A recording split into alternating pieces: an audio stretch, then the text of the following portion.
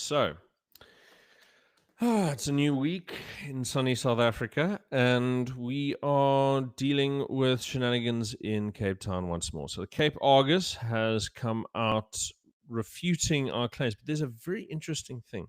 So, I've noticed we weren't. So, our story that we ran, what was it, last week or the week before, where we did the housing development in Fishhook and the ways in which they're pushing people off the land.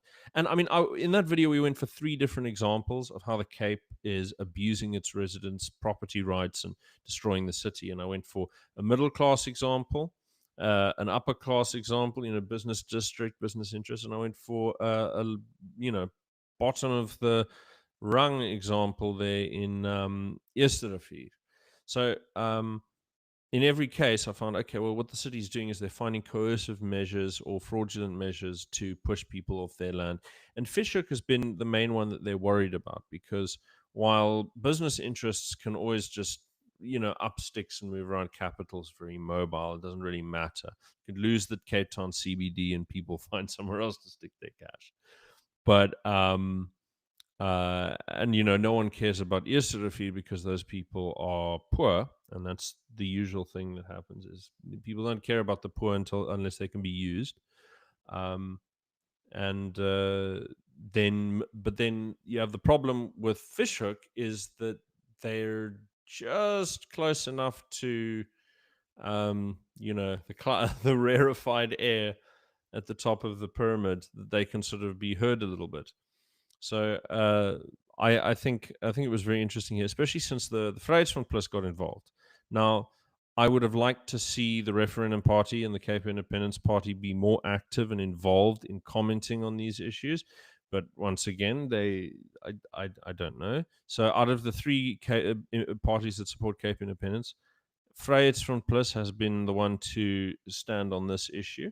And so they get credit for this. Peter Janssen van Vieren has jumped on it. And the way that the papers have been covering it is very interesting because they don't want to talk too much about the video that we published.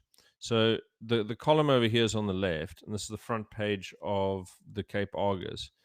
And they claiming it's unfounded and misleading, and they talk about the Masiphumelele local spatial development framework.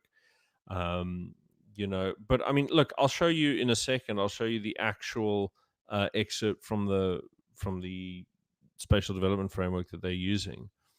Um, so what are they doing over here? So Peter van Vieren is talking about like an uncontrolled influx of people into Cape Town. Now, what he doesn't mention here is the urban upgrading policies that the Cape Town has been using in order to incentivize land invasions and all kinds of stuff like that. So, most of the people who come here to Cape Town by volume end up in informal settlements, right? So, it's a very, very big problem, and the way that Cape Town's been coping with it is becoming increasingly heavy-handed in how they try to get hold of property to put people in, right? So yeah, the paper also quotes Ndifuna Okwazi, which is a George Soros funded pro land invasion, pro building hijacking organization that basically is supporting the government's line here and saying, well, any opposition to having your property rights destroyed is a sign of racism and privilege. So, there's no need to take the Vryheidsfront Plus's position sincerely. So, but I think that they're doing very well. Um, I think that Peter has done a lacquer job, and it's good to hear from him. Here, if you want to look at what is actually said in the spatial development framework, they said this. So there's severe overcrowding. Well, you don't say. If you get people to cram themselves in tin shacks and give anyone who tries to do it free title deeds and free utilities connections, of course people are going to show up. And then you say that they're entitled to free housing, under the Constitution. Of course it's going to happen this way. So, yeah. Density is apparently 200 per hectare. The current estimated need for additional housing is 6,000 units, and with rapid growth, it's estimated that a further 5,000 will be required by 2035. So it's a future housing need of over 10,000 units. So what they're doing is that they need to actually make room for it. Now, there's two directions they can make room for it. And the main one is the main one is that Masiphumelele is encroaching into is this sort of empty land that's right next to a very wealthy suburb, Noordhoek. So Noordhoek is around a Can I lake over just there. Yeah. can I actually just comment on that? So if you look at the land owned by the city of Cape Town, there is a block just on the Noordhoek side of that estate that is owned by city of Cape Town, but there's another section that's not. So just to clarify for details, one section next to that estate, it's not, it wouldn't be easy to build it Mm. on, but there is another bit further, where would be further north, I think northwest, that is owned by city of Cape Town. So just to clarify, the one side is what Rob's talking about. Okay. Well, just if you will give me just a moment, I think we can find. Um, whoa! Share screen. There we go. So here we go. So that's that's not the Noordhoek that I'm talking about. So this is this neighborhood over here. This neighborhood over here. This is the really fancy one, Yeah, so right? put your The mouse, one so along scroll Lake out a little, Michelle. scroll out. Okay. Yeah, yeah. So there's Okay, now, Masiphumelele. This is yeah, this lot here, yes. right? And So then the this is Lock Hill. This is Lock Hill Road, and these are the properties that the city wants to get rid of. So they want to liquidate this land and turn it into public housing for these people, right? Because yes, what they're really worried about is if this gap gets closed, no, yeah, so then the yeah, because this is yeah, where people are starting to build up on, and the regular grid pattern that you see over here shows you that the land acquisition by people over here is getting increasingly organized, right? So the urban upgrading program is clearly provided. You can see over here um, the as the settlement stays longer, eventually the houses become more and more formalized, right? So that's fine. But what we're looking at over here, so this is a traditional sort of rapid organic development. This over here that you see in the middle, this is what happens when you have either a government temporary housing or you have the plots that are usually sort of set out by ANC activists or local gangs. So this would be a very big project either way. So the more organized they look, the more you have to sort of suspect some degree of organization, one way or the other. Um, so yeah, and shack farming it's called, by the way. so if you scroll up a little bit and to the left, scroll to the left of that fancy estate. Okay, there. Okay, Mm-hmm. hover your mouse just a little bit of there. So that kind of area, that general area there is actually city council land, like So city of Cape Town. this trapezoid here, bounded by this Some this desire line, is there? It looks like there's a fence here. There is a block there that's city of Cape Town land. So I do know So that. I have this. taken a look at the maps, but the exact shape I cannot say in this video. But Mm. so that could be where they were built. But obviously, we don't want that, and that's not desirable. What people are saying is rather focus on developing Masi itself. So building in there without building in these other places. That's what most people are Well, I saying. mean, it's strange to me that they would consider lifting all of these people off their housing when instead of building, let's say, a couple of like big high rises over here. I mean, you could collapse each of these blocks into one or two high rises in one go, but they're not doing that. So it seems very strange to me. Um, but I don't know. It's It's an incentives thing. I often think about incentives. I think about it so much as what are we incentivizing? You But I want to also think I incentivize. also think it's a bait and switch, because what you get when you get the low income housing is you can what you can do is you can have, like, for a couple of years you'll allow a government subsidized investment, right? And then what you'll do is you'll find you'll find a way to clear the people out of the housing, and you upscale it to people who are sort of lower middle class and so on. So you can kind of do this if you're well connected, but it's a tricky long term investment, and you have to rely on you having a decent um, what you call it. But it sets up a nice little chain reaction. It's very good for the construction sector. I mean, I noticed the construction sector is one of the best performing sort of parts of the economy in the Western Cape. Although paradoxically, it has been actually shrinking, um, or slowing down rather, over the past 10 years. But yeah, no, it's very sad that this has come the way it has. That we're sort of having to like move people around like this, because the state of the city is it's bananas. And if you look at you can see it from you can see it even from this distance, how much of that is sort of that wherever you see that light gray color, there's informal settlements, right? A traditional suburb in South Africa is green, right? You can sort of see that.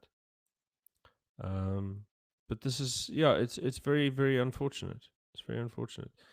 Um, but yeah, such is life. I think aside from how we've And just been covered, you know, I think we can go. We can sort of start. We can sort of flip the whole thing on its head, because we started really local, and could I just say one more thing yeah, that's unfortunate is if you go read that article by the Cape Argus, yeah, is they basically talk about how we I would refer to our movement, and including Peter van yeah. Vuren, Well, they didn't are want to mention us by name. reckless, yeah, are reckless and misleading fear mongering. Now, I cannot tell you how many times over the past month, directly to my face, DA people have accused me of spreading misinformation, fear mongering, or being political. That is all that they can say, because the evidence of intent is very clear. If in the court of law, if you can prove evidence of intent, if you can prove intent, that is evidence. Someone creates a plan before invading someone's home. That is evidence of intent. So the LSDF, whether they like it or not, is a proposal to plan. It is evidence of intent.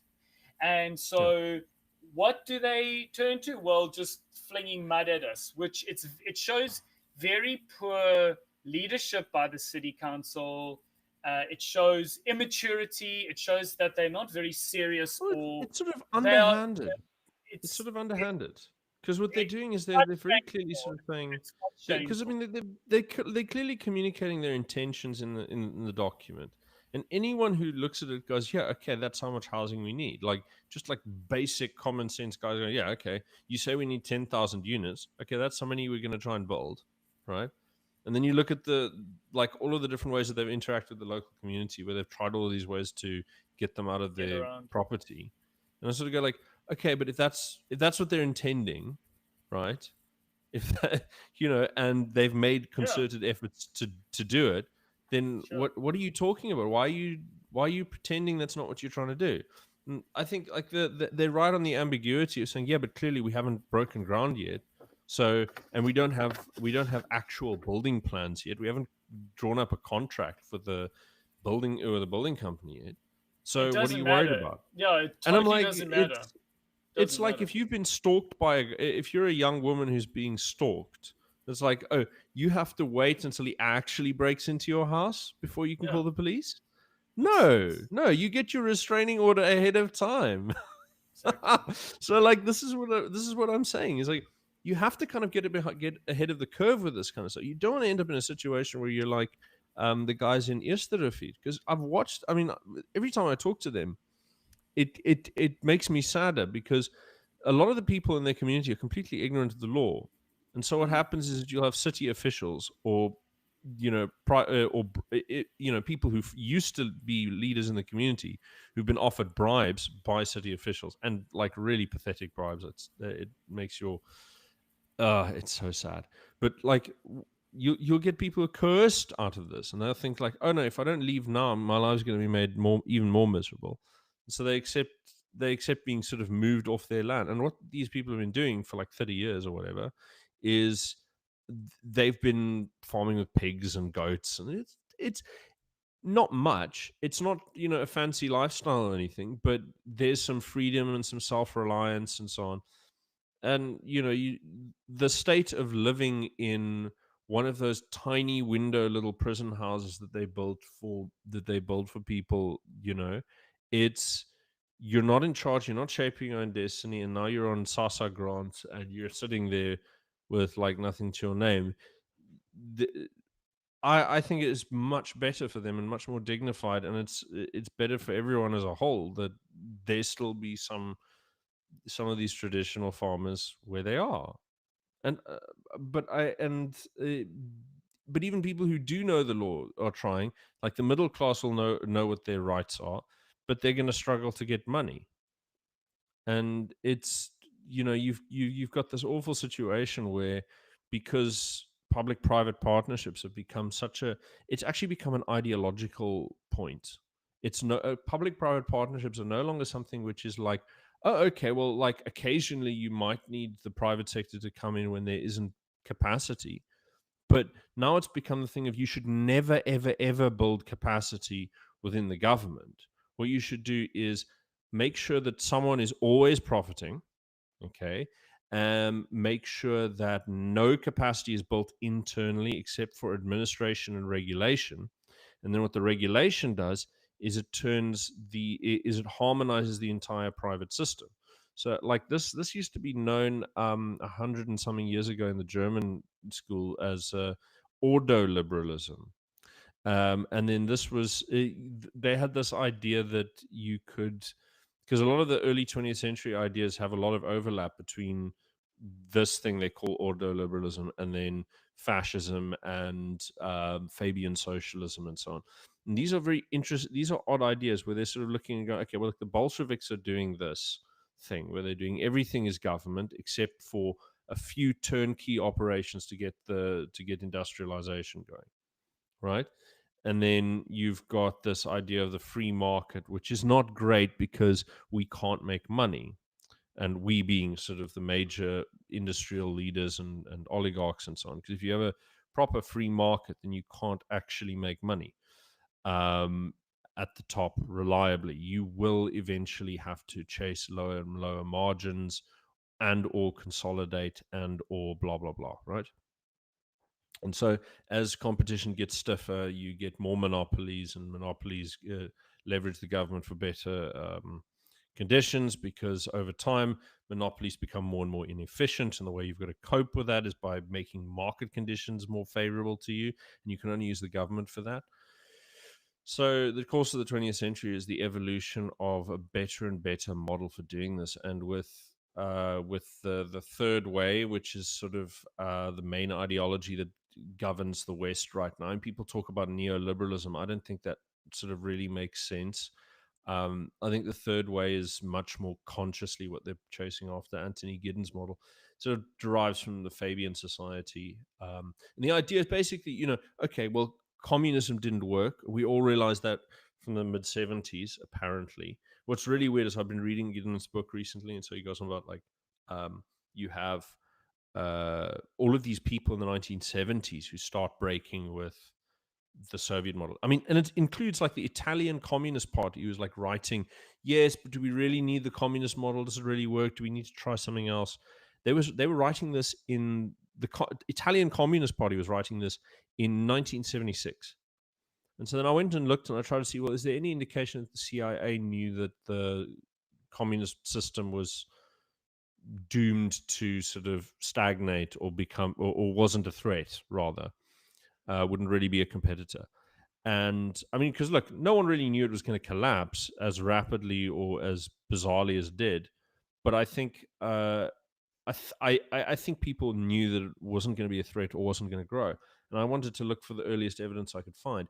And there was a report from 1997 that's declassified. It's a CIA document where they're talking about the Russian oil industry.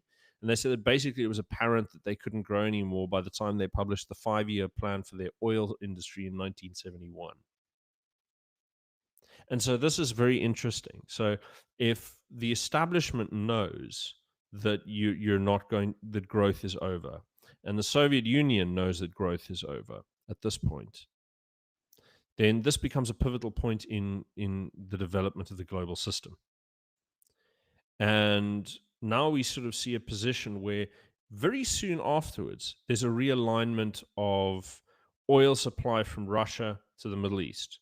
So the Middle East now realize they can use leverage in their environment by choking off supply. So you get the 1973 oil crisis, dealing with Israel, and so on and so forth. This causes all kinds of problems. But you also get the United States cozying up to Africa and decolonization. So Henry Kissinger does this big whirlwind tour in 75, goes to all of the major countries saying, we are for decolonization, free yourselves, isn't it great?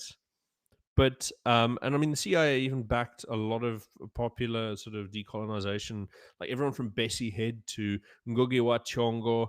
And, if you look at their main shell organization they use overseas so that they're not too obvious, it's called the USIA. They had a couple of what they call reading rooms, which are basically sort of places where they could sort of offices to run out of and do whatever, and collect information and so on. They opened a couple like in Cape Town and Johannesburg in 73, and then in 75 they opened up one in Soweto. And there'd long been rumors that the BPC, the Black People's is it the Black People's Council, Black People's Congress? I keep forgetting these words. They were the Black Consciousness Movement's vehicle, Steve Biko and those guys. And that movement started in 1955 in the Anglican Church. Anglican Church is as much influenced and controlled by the British state as the NG Kerk is in South Africa, right? If not more so, because its clergy is directly selected by the state. And So on that point, I've been reading about the history of England over the last while, and that dates back to Henry VIII, where he basically became well, the quite first leader. Episcopalianism. Yeah, so that goes back a few hundred years now. Right. And I think the interesting thing for me is that you kind of see what is America aiming for?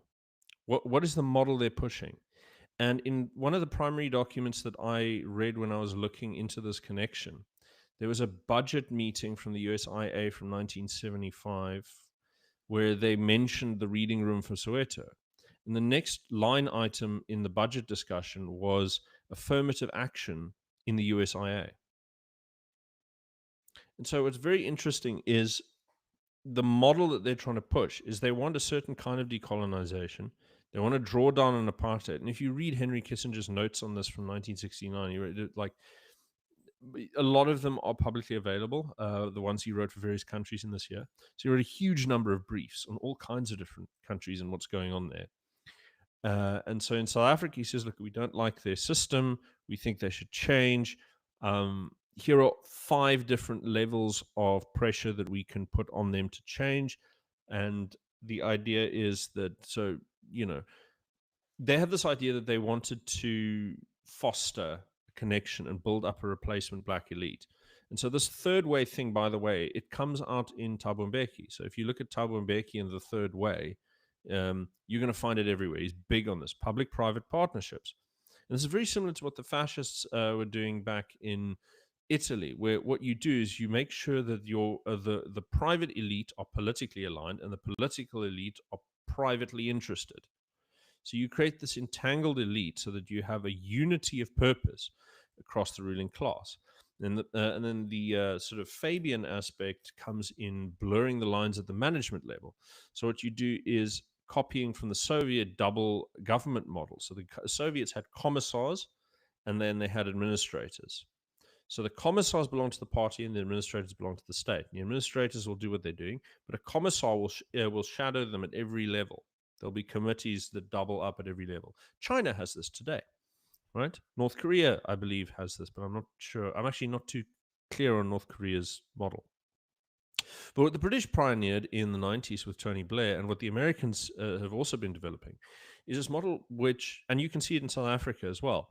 You can see in the 90s, you get this huge forest of architecture that emerges, where you have these quasi non-governmental organizations. So they have a statutory role, but they're unelected, and they have an advisory or supervisory role in the private sector or in the public sector. And there's a whole forest of them. And like in the UK, it's hundreds, right? In South Africa, it's dozens upon dozens. In America, there's so many you can't count them because they live at every level of the country, right? So this becomes a sort of social check and balance. And at the very top of society, you have all of these international treaties that then bind the nation states together to a common political purpose. This has been around since America conquered the world in 1945. So the United Nations exists mainly to contain the spheres of influence of any potentially rival political system, right? So no one can pursue a rival political system. Everything is locked in. This is the general idea. So you can't take new territory. You can't, if you form new alliances, they're within this existing network of treaties, and you increase the financial centralization of the world through the central banking system, right? So you've got this sort of global governance is mainly an American Western sort of thing, right? So there's a select group of Western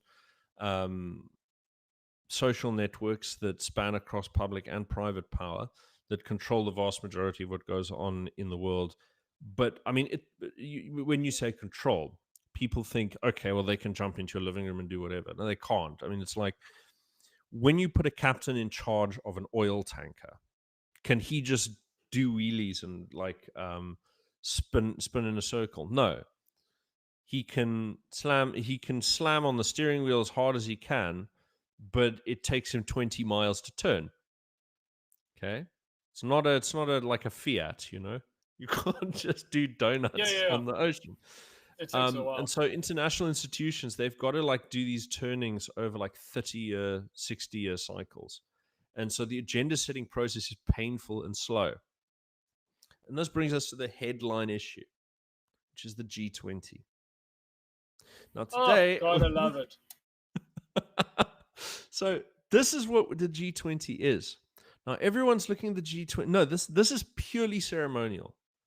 When you're looking at the G20 meeting, the presidents of these countries meeting, everything has been decided already.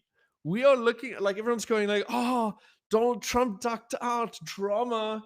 No, we have had for the whole year.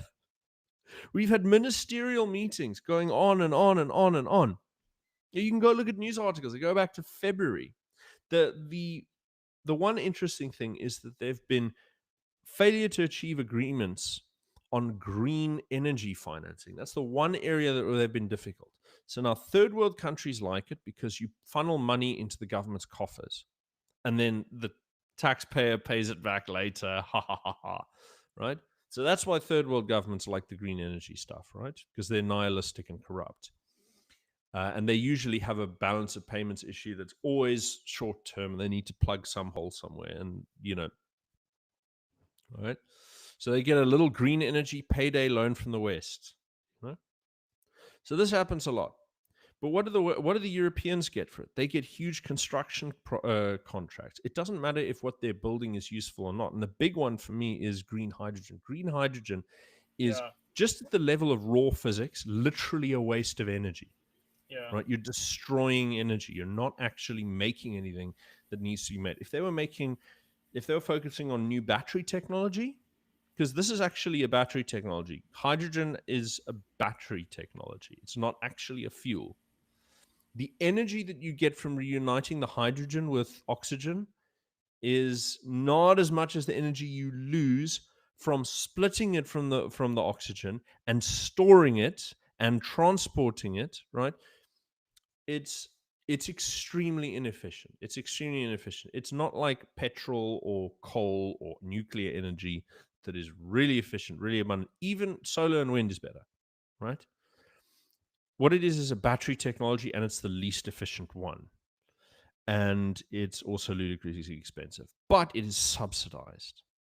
And so there's lots of money to be made. Public private partnerships. So we're building a whole corridor up and down the west coast of South Africa from Saldanha all the way to Windhoek. And in the meantime, in order to put pressure, you've got German funded NGOs tanking every single operation we have to try and get gas or coal out of the ground. And then the expense of our electrical grid has meant that we can't maintain steel smelting. So now, in fact, our coal mining industry is collapsing. We recently just got a headline this morning, right? Anthracite manufacturing is collapsing. You're seeing plants and mines and conveyance industries across the board just collapsing. Right? All the small and medium-sized operations are going. It's just the big guys that are remaining. Just the big guys, And so, what we're looking at here is a controlled demolition of our country, and the only beneficiaries here are like China. So China benefits a fair amount. The United States benefits from consolidating the international institutions because they use them to align planning. One of the big things that's happening is that because the West is strained, the West is seeing a lot of capital flight. They know that they are at their Laffer curve limit in terms of if they squeeze their population any harder, they'll start losing taxpayers. They'll start seeing Portugal, Greece, Italy style tax evasion. So what they've been pushing for a while is they've been pushing an alignment of the alignment of a global minimum tax regime. So this first comes from you first see this come up in 1992, right? Proposed by the European Commission. Now, the European Commission, you can understand exactly where they're coming from. That's for EU member states. So so you don't have any tax competition, right? Now, the EU has their constitution is actually in every single respect identical with the constitution of the Soviet Union, like even down to the names of the various bodies, right? So they have this sort of idea of how to control. And I mean, look, it makes sense. Like, that's from a perfectly common sense. Forget the economic dimension. You have a system where you cannot let any region have any meaningful say in how things are run. You can only end up having things done by consensus amongst the ruling class. And so you neuter as much as possible all of the regional and democratic elements and defer everything down to process. And then you select that process by consensus. So you basically create your government becomes a sort of bureaucratic zombie, in which, provided it's allowed for by the system, you can do anything you like, and there's nothing that any citizen or group of citizens can do to stop you, right? So there is no democracy there, right? There's no democracy in Europe. And in fact, if you elect the wrong government, the EU will help depose you, as they've done in Italy and Romania and so on. So there is no democracy in Europe. But what they do, but there was one mechanism they headed off at the past that they thought was very important, was this: you cannot allow any of the national governments to pursue any difference in their tax rates, because if you do that, they can attract business to their countries and drain other countries' skills and resources. They can make their citizens happier. They can make their business clientele happier. Therefore, that can't be allowed, because it means that we can't get away with the insane, stupid things that we want to do. We can't push our reforms through. So we have to stop anyone from making anything nice, because if we have any competition, it's going to go away. So this is what the United States and the rest of the world has been trying to do with the global minimum tax model. And this is something that we are pushing through in SARS as well. We are going to align our tax regimes with the Western countries and increase the tax rate, the minimum tax rate, across the board for income, for corporate tax, for everything. So this is now, what is the South African government going to say? Oh, no, this is terrible. Oh, we have to tax people more. No, they want to do this. It's just their problem is enforcement. And so as you create a global tax regime, you're now going to deal with the problem of, okay, well, you're putting people under a lot of pressure. Where they're going to go? They're going to go into crypto. They're going to go into hard assets. Well, so now you've got to get central bank digital currencies going. Now, central bank digital currencies require digital ID. This system means that you're going to track and trace everybody and every transaction they're doing. There's no way to get out of the side of the system, and you can control those transactions and intervene at the individual level to stop or enforce spending. So you can make them, you can geo-lock their spending. So let's say you don't like this guy. He says things you don't like. Okay, he's not allowed to leave his hometown. He's not allowed to leave his street. You can only spend on this street, and you can only order from that online retailer and only those items. You can do this with a digital ID and central bank digital currency. And this is already being implemented in South Africa. Nobody's objecting, right? Because everybody is stupid. And those who aren't stupid are are either powerless or corrupt. That covers all the bases. There's reasoning I'm hearing about this. So I mean, there is one more that I've been thinking of, and it's those. I mean, could it just be some that are like too scared to, like, they can see what's happening, but Who's they scared? don't agree with it. No, the thing is, there's nobody in the DA, for example, has any moral conscience. Have you ever seen a DA member show moral conscience? Right? No. Maybe Ian Cameron, right? But he's doing a deal with them so that he can actually try and do something positive in policing. Who has the bandwidth to deal with all of the other issues? Really? Yeah. The possibility. It's like, I mean, you talk to people, it's like they're going to say, "Well, there's no hope. Why am I trying?" Because the enforcement mechanisms are what? The G20 countries that occupy 85% of the global economy, right? If they reach a consensus on something, it's going to happen. If you deviate from that, you get shut out, you get bullied, you can get easily squashed, right? There can be sanctions, they can be announced or they could be not announced. You can quietly do sanctions that nobody notices, right? Right, by simply sort of putting one country on a whole bunch of different little lists for tariffs and non-tariff trade barriers, and include them or exclude them from various international organizations. The ways to sanction and manipulate governments behind doors is very, very long and detailed. So what you see in the world is what what is allowed to happen by those who are power. And it's always been this way, right? It has always been this way. Okay. The difference now is that the powers penetrate much more society, and your society is much more rigid, right? And so the G20 right now, we're seeing everybody commenting on, ooh, did Trump own Cyril, and did Cyril own Trump? Oh my God, look at me. Who cares?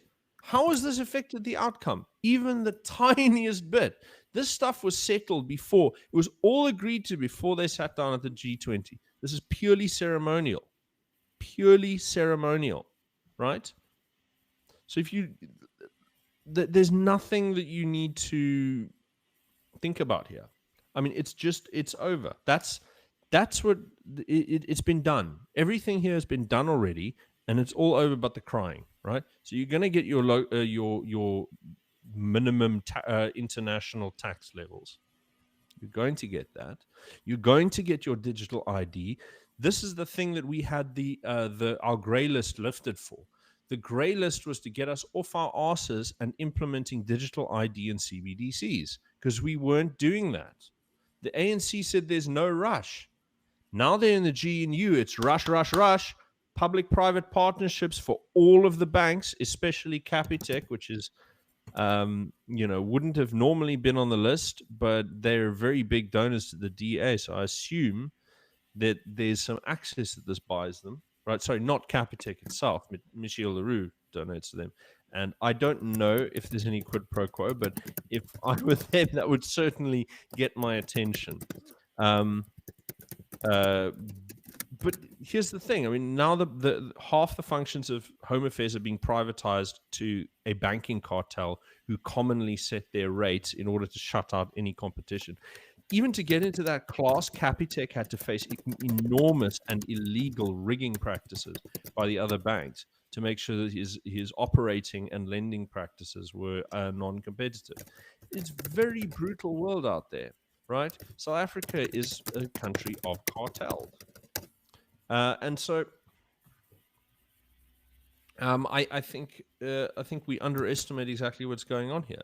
I mean, take for example what has been happening since Ramaphosa came to power. Well, you've got this consortium called Business for South Africa, which is headed by the head of Rothschild Capital South Africa, Martin Kingston, who was selected because of his family ties to the ANC. So he married Oliver Tambo's daughter. I mean, by all accounts, and if you speak to people in the investment world, I only know like a couple of people, so it's not like I'm the most connected, but I've got enough to sort of pick up on the broad rumors and reputations. And Martin Kingston is not estimated to be the most talented investor, but his connections are very important, right? So they've run the recruitment and investment side for Operation Vulindlela, which is the huge infrastructure upgrading project for the eastern half of the country. And that's enormous. So the head of Rothschild Capital has been actually coordinating the vast majority of BEE contracts since 2019. So, Gupta gets all of the contracts beforehand and becomes the main gatekeeper. And now it's Kingston and Rothschild, right? And so it's fascinating, really. And I mean, you get a lot of people who go like, okay, yes, but now we've got the ANC must get rid of them. Well, what's going to happen when you get rid of the ANC? ANC's not going anywhere. Their policies are not going anywhere. DA loves their policies. DA just doesn't want expropriation without compensation or anything. It can stay awful. Everything can stay awful. Well, the looting can continue. It's fine. This is the DA's position, right? Everything can stay awful. Looting can continue. But returns on investment must go up for the permanent oligarchy, right? The same families who've been running this, like your Ruperts and your what have you, as long as those guys are getting a nice return, we're fine. Nothing else matters, right? This is the perspective. You hear it from black nationalists a lot, and they're right. They're absolutely right. And we think we're sitting here competing with them on all factual issues. Oh, if the black nationalists say something, we've got to say the opposite. No, if they're right, they're right, and when they're wrong, they're wrong, and we must be completely emotionally neutral about this, right? Completely emotionally neutral. So the facts must not be intervened upon by your feelings. It's hard not to, because feelings are stronger than facts. Sure. But because when you talk like about that, which everything you say makes perfect sense to any normal person who's just observing, like just a pure observer of the world. What do you do? I mean, we talk about it, but it always, if you've got children, like, what do you do? Well, this is where I go. You have to start throwing spanners in the works. So there's a couple of ways that you can do this. Now, why do the press consistently? The press hate three groups of people, right? And the DA hate three groups of people. So Cape Independence, unfortunately, Cape Independence is kind of weak for right now. We have to admit this, right? We believe that it's absolutely the right thing, but the movement is weak. Okay, it has broad potential, but it doesn't have power and it doesn't have institutional depth. Okay, these are the things we need: institutional depth, funding, so on. Right, that needs to be built. But we know that it's the right move because it improves the general outcome of society. The DA cannot be elected anymore in an independent Cape because the only reason they're elected is that they have the ANC to compare themselves to. So without that Swart Gevaar component, they're gone. You no longer have to vote these lefties in. You can just vote like common sense people. Vryheidsfront Plus goes up to 25%. But you know what, like even if you do bring back, even if you do acknowledge that there is a red gevaar, if you can say, like, I still don't think that the DA are the best party to even fight that. No, it's not about that. So they offer you. There's like three or four different. There's like a few basic messages the DA pushes. Okay, swart gevaar. Okay, EFF mainly. Oh, be scared of the EFF, and then we're going to go into bed with the reasonable ANC, right? Is it not Or more vote red for us gevaar? locally, otherwise the Is it ANC will get in, and you won't be able to have running water. So that's the swart is it gevaar angle. is it not Then more you've like got the Rainbow Nation angle. You got the Rainbow Nation angle, and this is saying you're not a racist. Look at us, we're multiracial. You know, only 4% of the black people in the country actually vote for us, but that's okay because look at us, we're the most diverse party, right? And so and they are also actually genuinely very socially progressive in all respects, right? And they make a point of never trying to reverse any of the ANC's racial discrimination policies, even the ones they actually have control over. And here I'm including, local procurement, which they've actually made stricter in the ANC. Um, the policies accompanying the Bella Act, which exclude Afrikaans language from the drive towards native language education, and agri BEE and all of these kind of things. There's no sort of workaround or attempt to reform whatever policies have been handed down to them from their predecessors in the ANC. They just rubber stamp. That's all they do, right? Okay. So they're quite progressive, so they can always sell that to sort of like middle of the road, sort of center right, center left, sort of liberal types. And then, they tell you they're the most competent, right? So this is true that like they have this track record that they lean on, and they say, well, because no one else has got our track record, even if we're doing awfully and we're guaranteeing the terminal decline of your community, you can't vote for anyone else. You can't try someone new. That would be terrible. Doesn't matter if we steal. It doesn't matter if we've got a guy who's looted public funds for 15 years and we promoted him to parliament when he got discovered. No, no, no, no, no. Just because we did that doesn't mean we're corrupt. And here I'm talking, there's several cases like this, right? Several cases of people who are involved in corruption scandals, bounced around, promoted to parliament. Eleanor Bose-Spies, Conrad Puerla, Memory Boyson, Albert de Klerk of Hessequa is still in that position in his municipality after being twice booted about for issues related to corruption. And I mean, there's 85 million rand missing from their municipality due to various corrupt schemes. And the whistleblowers have been fired from the municipality summarily. And it just the guy boasts he's untouchable. This is what you get, right? This is the DA. They're not that different from the ANC in their substance, and the closer they grow together, the more venal they will become. Look at John Steenhuisen right now. I mean, you've been following this too, haven't you, David? sure? Yeah, Yeah. I mean, what's going on with this guy is he's. yeah, I mean, forget yeah, like yeah. all of the petty stuff that the party's leaking out now, because they always keep track of this stuff. They've been wanting to replace him for a while now.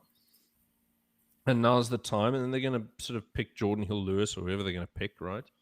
Sure. And in the meantime, he secures because he knows that his time is up. This time's short. Yeah.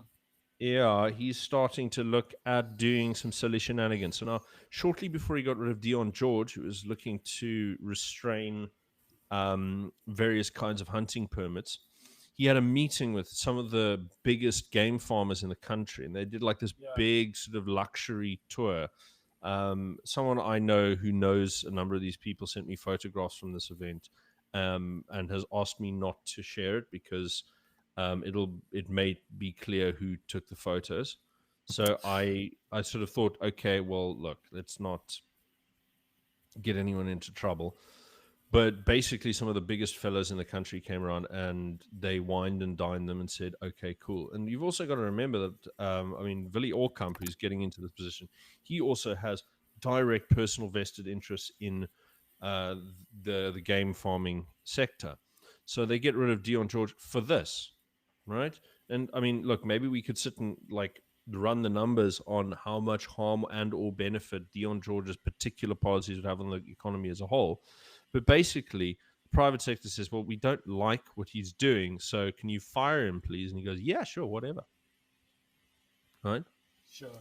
And look, Dion George is bad for other reasons, but the reasons for which he is bad are reasons the DA agrees with. So the Climate Change Act that they passed, they like enthusiastically assented to, gives powers to the minister to set emissions targets, not just for carbon, but any chemical substance, right?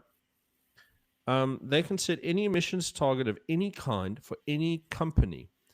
So they don't have to check with any other department, any other branch of government, anything. The minister has absolute power to set emissions targets and regulations for like not doesn't even have to be a law of general application. It can be a targeted policy for you specifically. Pit Pompey's iron fence installation units in Witwatersrand. Like that's where he's going. Right? That's what the law says he can do. Right.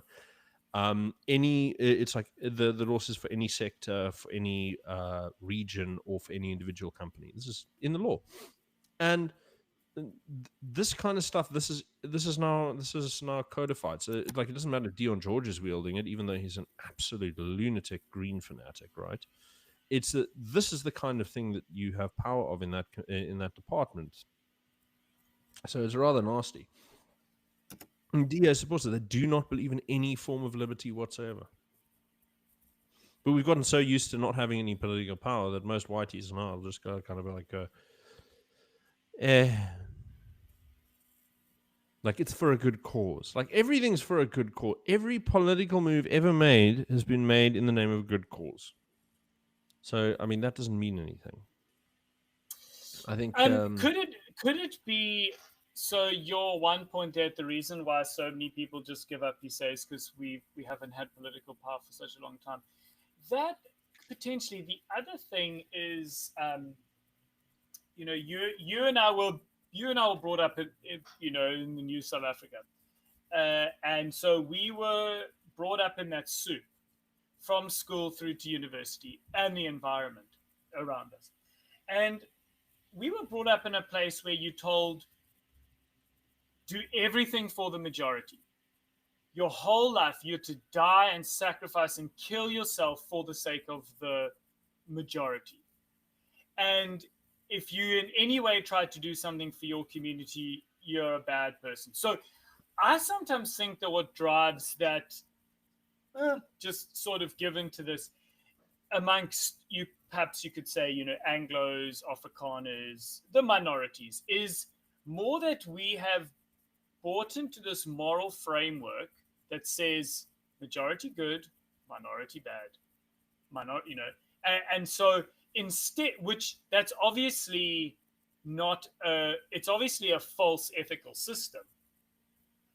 It is, and so instead of us realizing that actually pursuing what is in the interests of you and your community is actually the better way forward, and realizing that you've been brought up in the soup of, call it the majoritarianism. Koos Malime talks about the tyranny of the majority, and it's not just him. In fact, that tyranny of that concept he didn't invent. You're on mute. Mute? Rob, you're on mute. Sorry. No, I was saying, Chris Maline's point is more process oriented. So it's not about like, oh, you've got this tyranny of the majority, therefore at any given sort of decision it bends this way or that. It's more that the everyday activities of the institutions of the state have a homogenizing effect. So so that by setting various standards and protocols for engagement, you have a homogenizing effect on the body politic. This is the. But yeah, so okay, we'll take his point aside. But there is the soup that we all kind of we all move in this direction of just do what's best for the majority. Just forget yourself. Like, don't care about your past. I mean, it's not always said that explicitly, but that is certainly the way I was brought up. I was brought up to consider that actually I'm acting morally right if everything I do tends towards the majority, do what's best for the majority. So maybe it was just that soup I was brought on, which would therefore mean that I was very apathetic, and I wouldn't care if they built those things. So it's like, well, it's best for the majority, so let's just go that way. Um, Whereas actually, what is a better way forward is to consider the interests of you and your community. And then when you start to think like that, you then like, hold on, wait, actually, I don't want green energy, or like, I actually no, I don't want that. Um, so I kind of see more from the moral perspective as to why people are apathetic. You still on mute. You're on mute. Again, me and my boomerisms. I swear, I was not born to live in the internet age. I was born to write letters to the editor in 1975. Um, but no, I think like the problem with communitarianism. Look, if you've got a pluralistic society, you've got a whole bunch of people you can leverage against. Now, look at how politics works in South Africa. Right, is you tell the minorities to be afraid of the ANC, EFF, or whatever, and that allows you to push left-wing things through the minority representatives.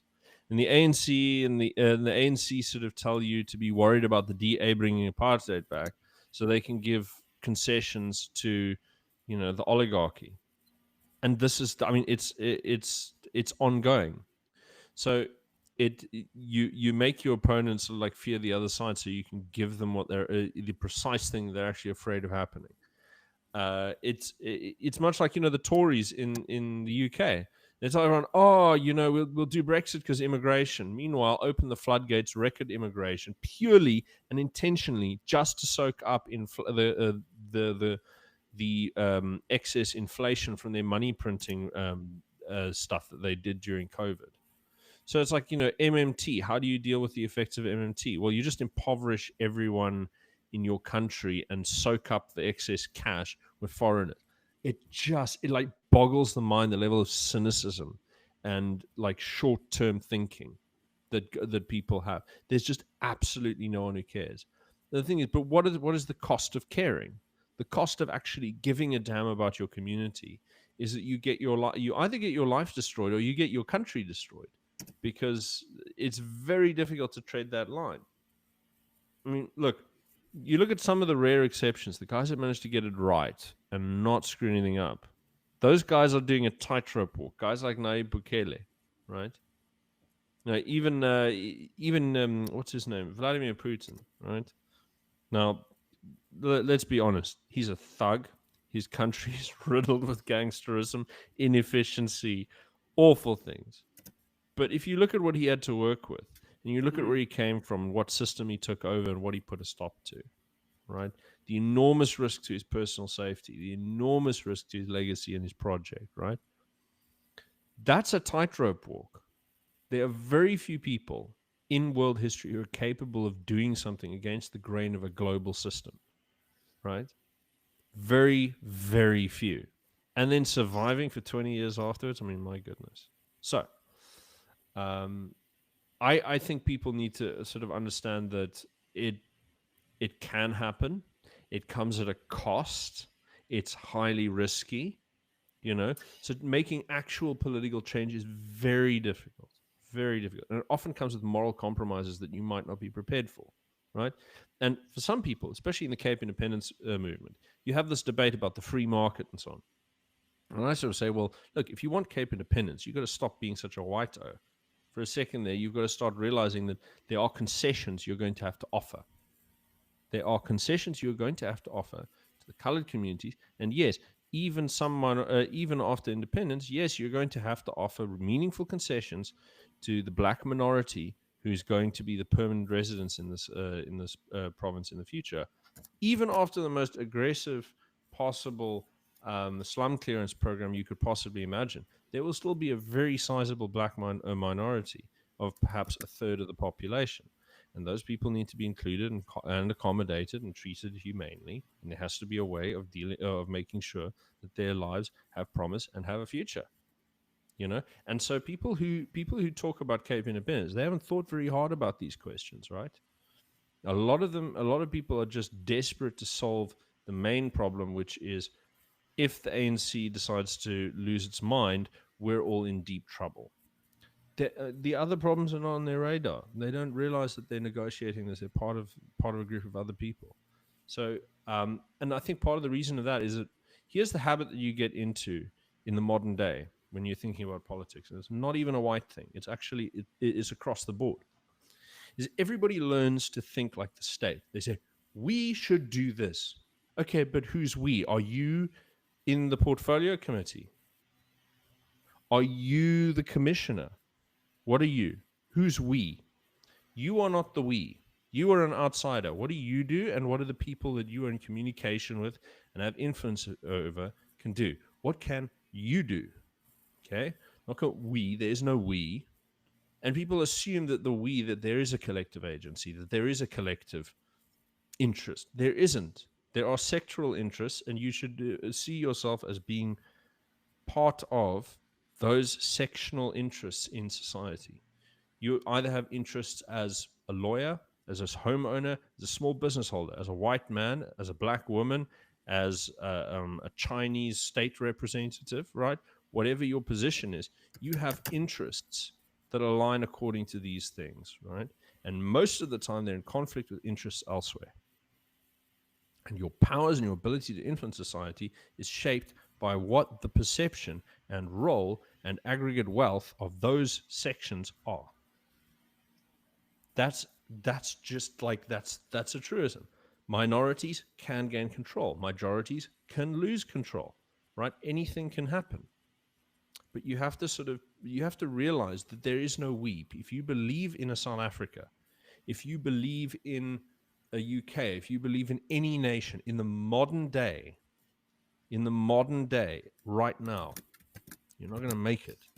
And I mean this even at the level, I mean this at any level. You have to understand that society functions according to common interests. And there is no common interest to the human race. There's none. The only common interest of the human race is avoiding global nuclear war. That's about it.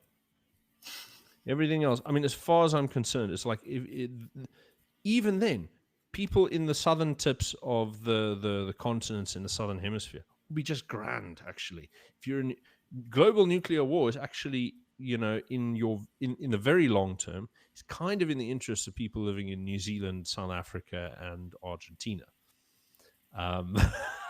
But sorry, but that's like a really dark way of framing it, but thankfully we're not so heartless, and we don't also have so much influence that we would ever go in that direction. So sure. Like we're neither powerful nor evil enough to back that. So, but you understand, like there is nothing that is truly a common sort of interest amongst all people, and in South Africa it's just as much so. So, I mean, that's where I sort of get off on this kind of thing, is to say that if you sit there and you go, what is in the interest of this abstract thing into which I supposedly fit, right? But only in a notional sense. Like, why is it patriotic to do a certain thing? Why is it good to be? Why does it make you a good person to believe in South Africa? I sort of think, well, yeah, because that's really weird. If you're someone who believes in like the spirit of the nation and all that kind of stuff, you go, okay, well then, was the nation formed with me in mind? No, it was formed exclusively to extract minerals. Okay, it's a public-private partnership between London and New York finance and the British imperial government to extract dirt from the Witwatersrand and stoot it out through Cape Town and Durban. Like, that's it. That's what we exist for. The thing is that most people don't know that. I mean, even the worst part is they do. The worst part is they fucking do. No, they don't. That's the worst part. I'm saying, like, you tell when I tell people that, they're like, huh? Like, people have no idea why South Africa even exists. No idea. Yeah, but I think part of the reason for that is that, like, it if you're exposed to like the Marxist theories, because the Marxists recognize this, right? Because it's obvious. But then what they go and do is they say, well, okay, well, then we need people's power, and we need, to Mugabe the shit out of everything. And I go, okay, obviously you guys are mental. I stop listening at that point. Yes. But the but like there's this idea that we get founded again as a new society in 1994 and that we're washed clean, but it's not really what happened. What happened is that in 1975 Henry Kissinger came to 76, sorry, Henry Kissinger came to visit in the wake of the Soweto uprising, right, which was partially assisted by American journalists and state operatives, right? And the global press descends on it for obvious reasons. It's extremely atrocious behavior by our police. I mean, they killed so many people that they had no need to kill, right? No one needed to die that day. But here's the thing: this becomes a crucial moment.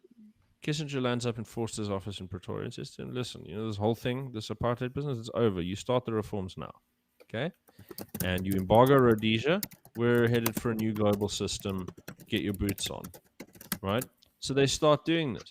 They start embargoing Rhodesia. And guess what? Guess the first person who benefits from this, right? They embargo Rhodesia.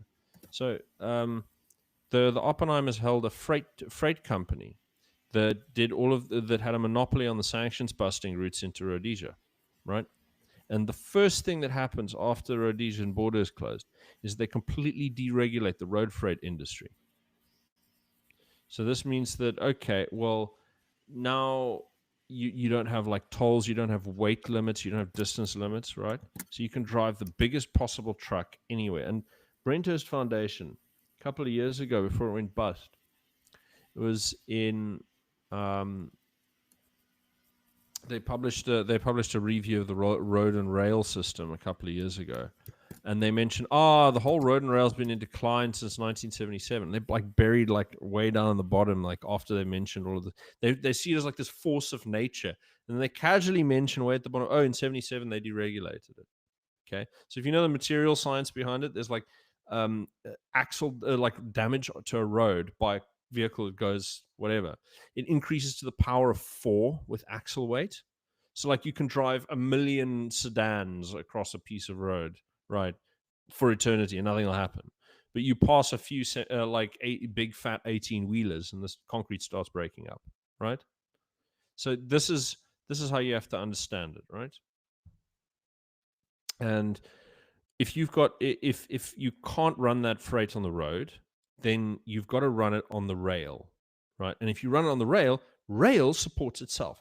Rail has tariffs, right? So the company, you want to stick a big container on the rail, you pay for it.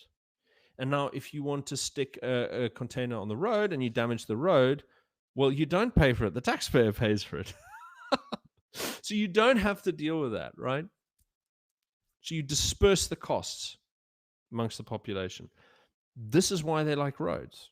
This is why everyone wants roads. But now I say this, but people started realizing, okay, but now we've gotten to capacity. Okay, the roads are chock-a-block because we can't build roads anymore because we're over-densifying the Cape. Everyone's concentrated in Cape Town. This is unsustainable, right? So they can't run this properly. And like the ports are so inefficient and poorly run, like everything's backed up. So now, interestingly enough, the Western Cape has finally sort of clicked in the last year or two that this is a problem. They need to get people back on rail. Now, let me see if I can find the rail revitalization thing here. Okay. So they've got a couple of stats. Now, here's the thing. I have tried my best to look for any policy document that actually details precisely what the mechanism of implementation is. I'm going to have to wait and see what they say. But what this for me is like this is actually the big provincial news item, personally, in my mind, is that the Western Cape Freight Revitalization Network. So this means that you're going to have they're starting with a pilot project in Overberg, right? So they're connecting the farmers to the ports, sort of, it's good. They're giving concessions to the local farming industry, which has been hit really badly by not only tariffs, but before that, the COVID, and before that, the drought. I mean, we had the worst drought in 400 years until 2018, 2019, somewhere around there. The worst drought so it was very bad. And so there's a lot of concessions that have been made up because also you got to remember one of the biggest and most acute problems with our ports, and Cape Town's the least efficient in the world. is the refrigerated or reefer sort of units. When they say reefer units, you think they're talking about no, they're not. That's refrigeration. So if you're really reading anything on, like on the ports, reefers are refrigerated container units, right? Uh, so they want to move about 150 to 300,000 units. Now, the units are like those. There's that 20-foot containers that you see on the big trucks or stacked in the shipping yards or on the trains or wherever. Like this container that can go in any sort of motor transport, right? So they want to move 150 to 300,000 tons. No, it's not units. They just want to move tons from road to rail. Okay, well that's interesting. And they want to they want to sort of cut the road trips for trucks on rural roads, because on rural roads they're very damaging. I mean, these are cheaply, shoddily built things, or they're like dirt roads or whatever. So they want to cut them by like 5 to 10,000 truck trips. And I mean, this isn't this will apparently save between 15 and 30 million rand, and save the taxpayer about 10 million rand in externalities like accidents and road damage. Right? They throw emissions in there as if that's a cost. I don't even know what that involves. Um, Bananas. But for me, it seems like it's really really good. As a general idea, I think this is absolutely like this shows they're really really getting their priorities, um, on track. But I don't know what to say about this, because it see, the thing is, road freight is now 87% of total transportation costs here.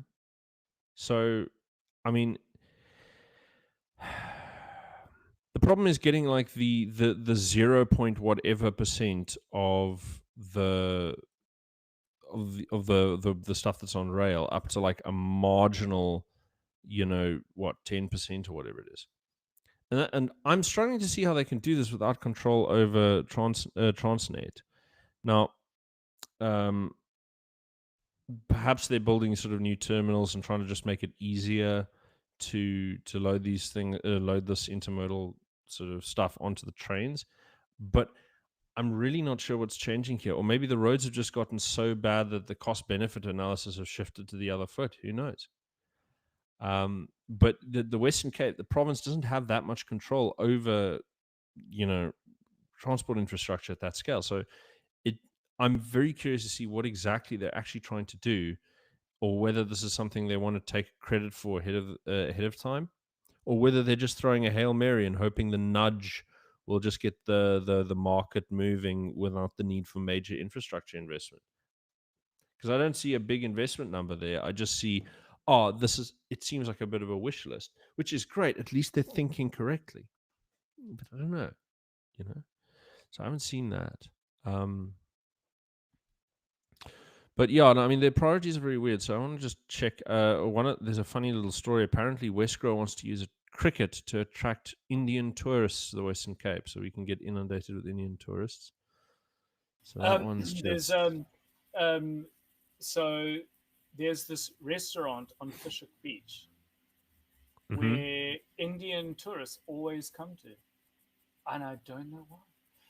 I'm not. It's like a thing. It's like a pilgrimage almost. Yeah, people And you see, also forget that Indians are not South African Indians. They're no, they're sure, very different people. It's like it's like the difference between an Anglo from the southern suburbs and a Russian.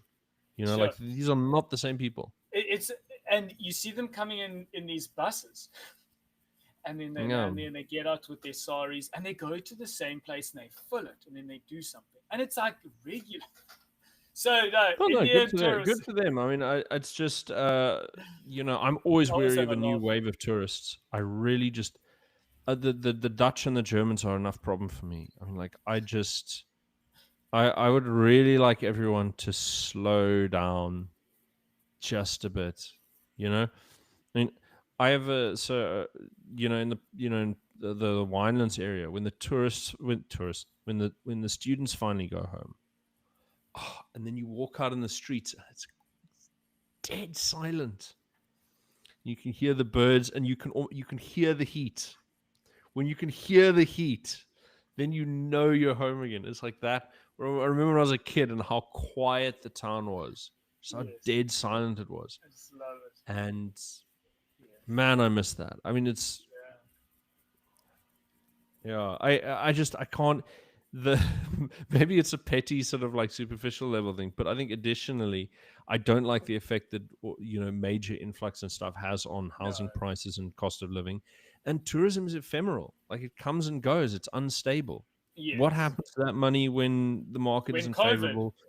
when Yeah, COVID comes back, COVID number 2. COVID number two. Oh, it's baked into the WHO treaty guidelines now. So, Oh, if so they much. want, if the WHO calls a pandemic for whatever reason, everybody's got to shut down. You know, That's why we got to do our best to build something outside of the political system. You don't want to well, be or you say that, play. but you say that, but like I don't have. I've got very limited solutions there, my friend. I can tell you, very limited. Like if you're not an Afrikaner, there's not a lot of hope for you. Hey, like for real.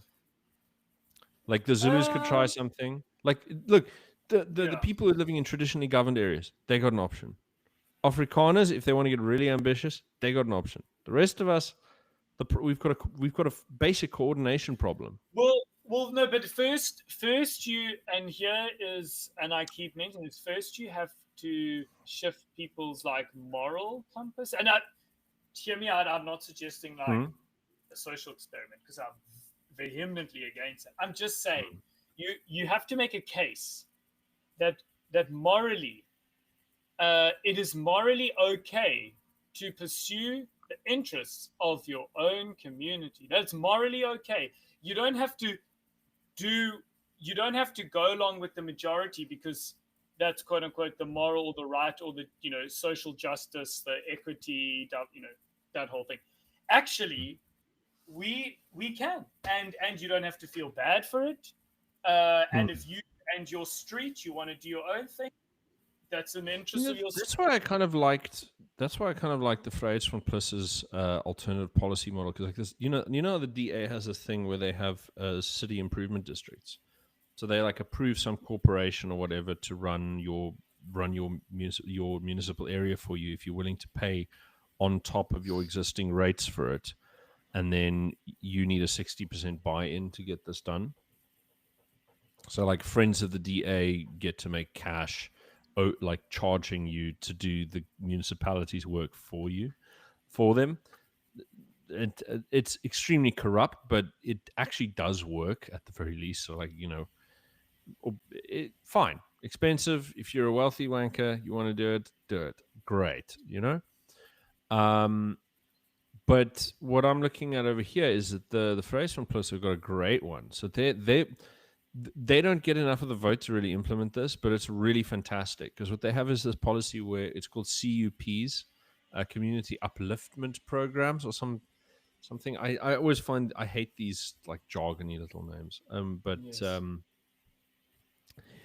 basically what you can do is any community of any size can sort of go to the government and say, well, actually, we're going to tender to under this program to replace our own street lights, to run our own garbage away, to do all of that kind of stuff, right? So, and then you just subtract that from your rates.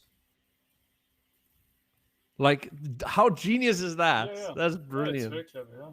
Right.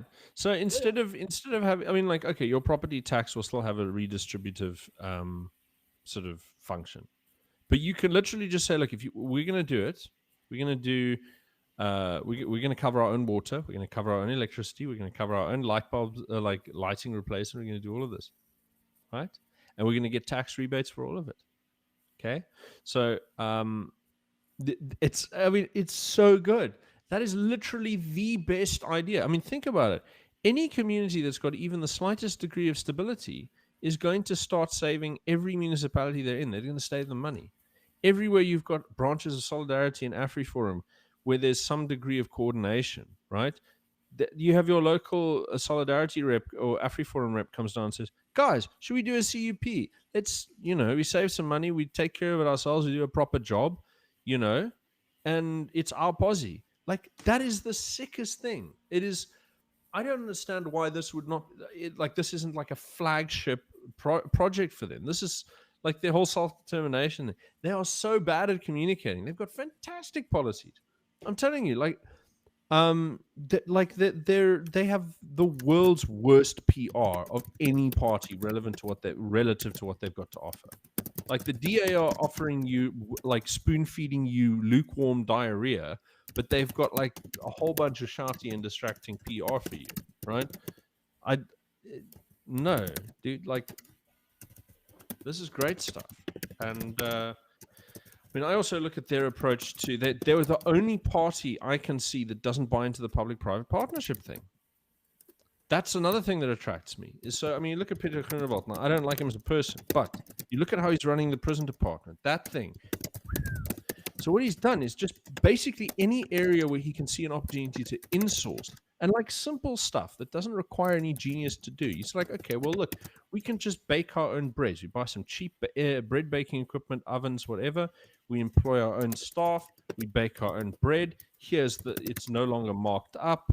All of the, it's excellent. And it's supplying cheaper bread to the prison population, healthier bread. Bread without corruption, right? And these are like very simple little things. But you look at the labor movement in the rest of the country; they're always talking about insourcing, right?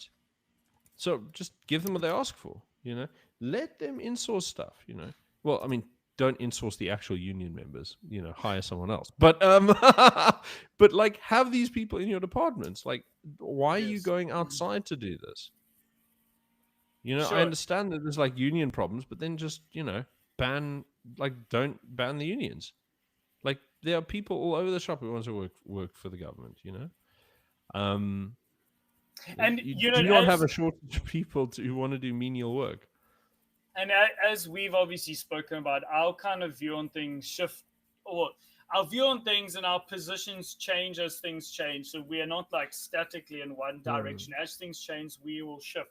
And so at the moment, in a personal capacity, obviously not as the case independent, like voting for a party like Freedom Front in the next year's election is probably a much better vote based on the current circumstance.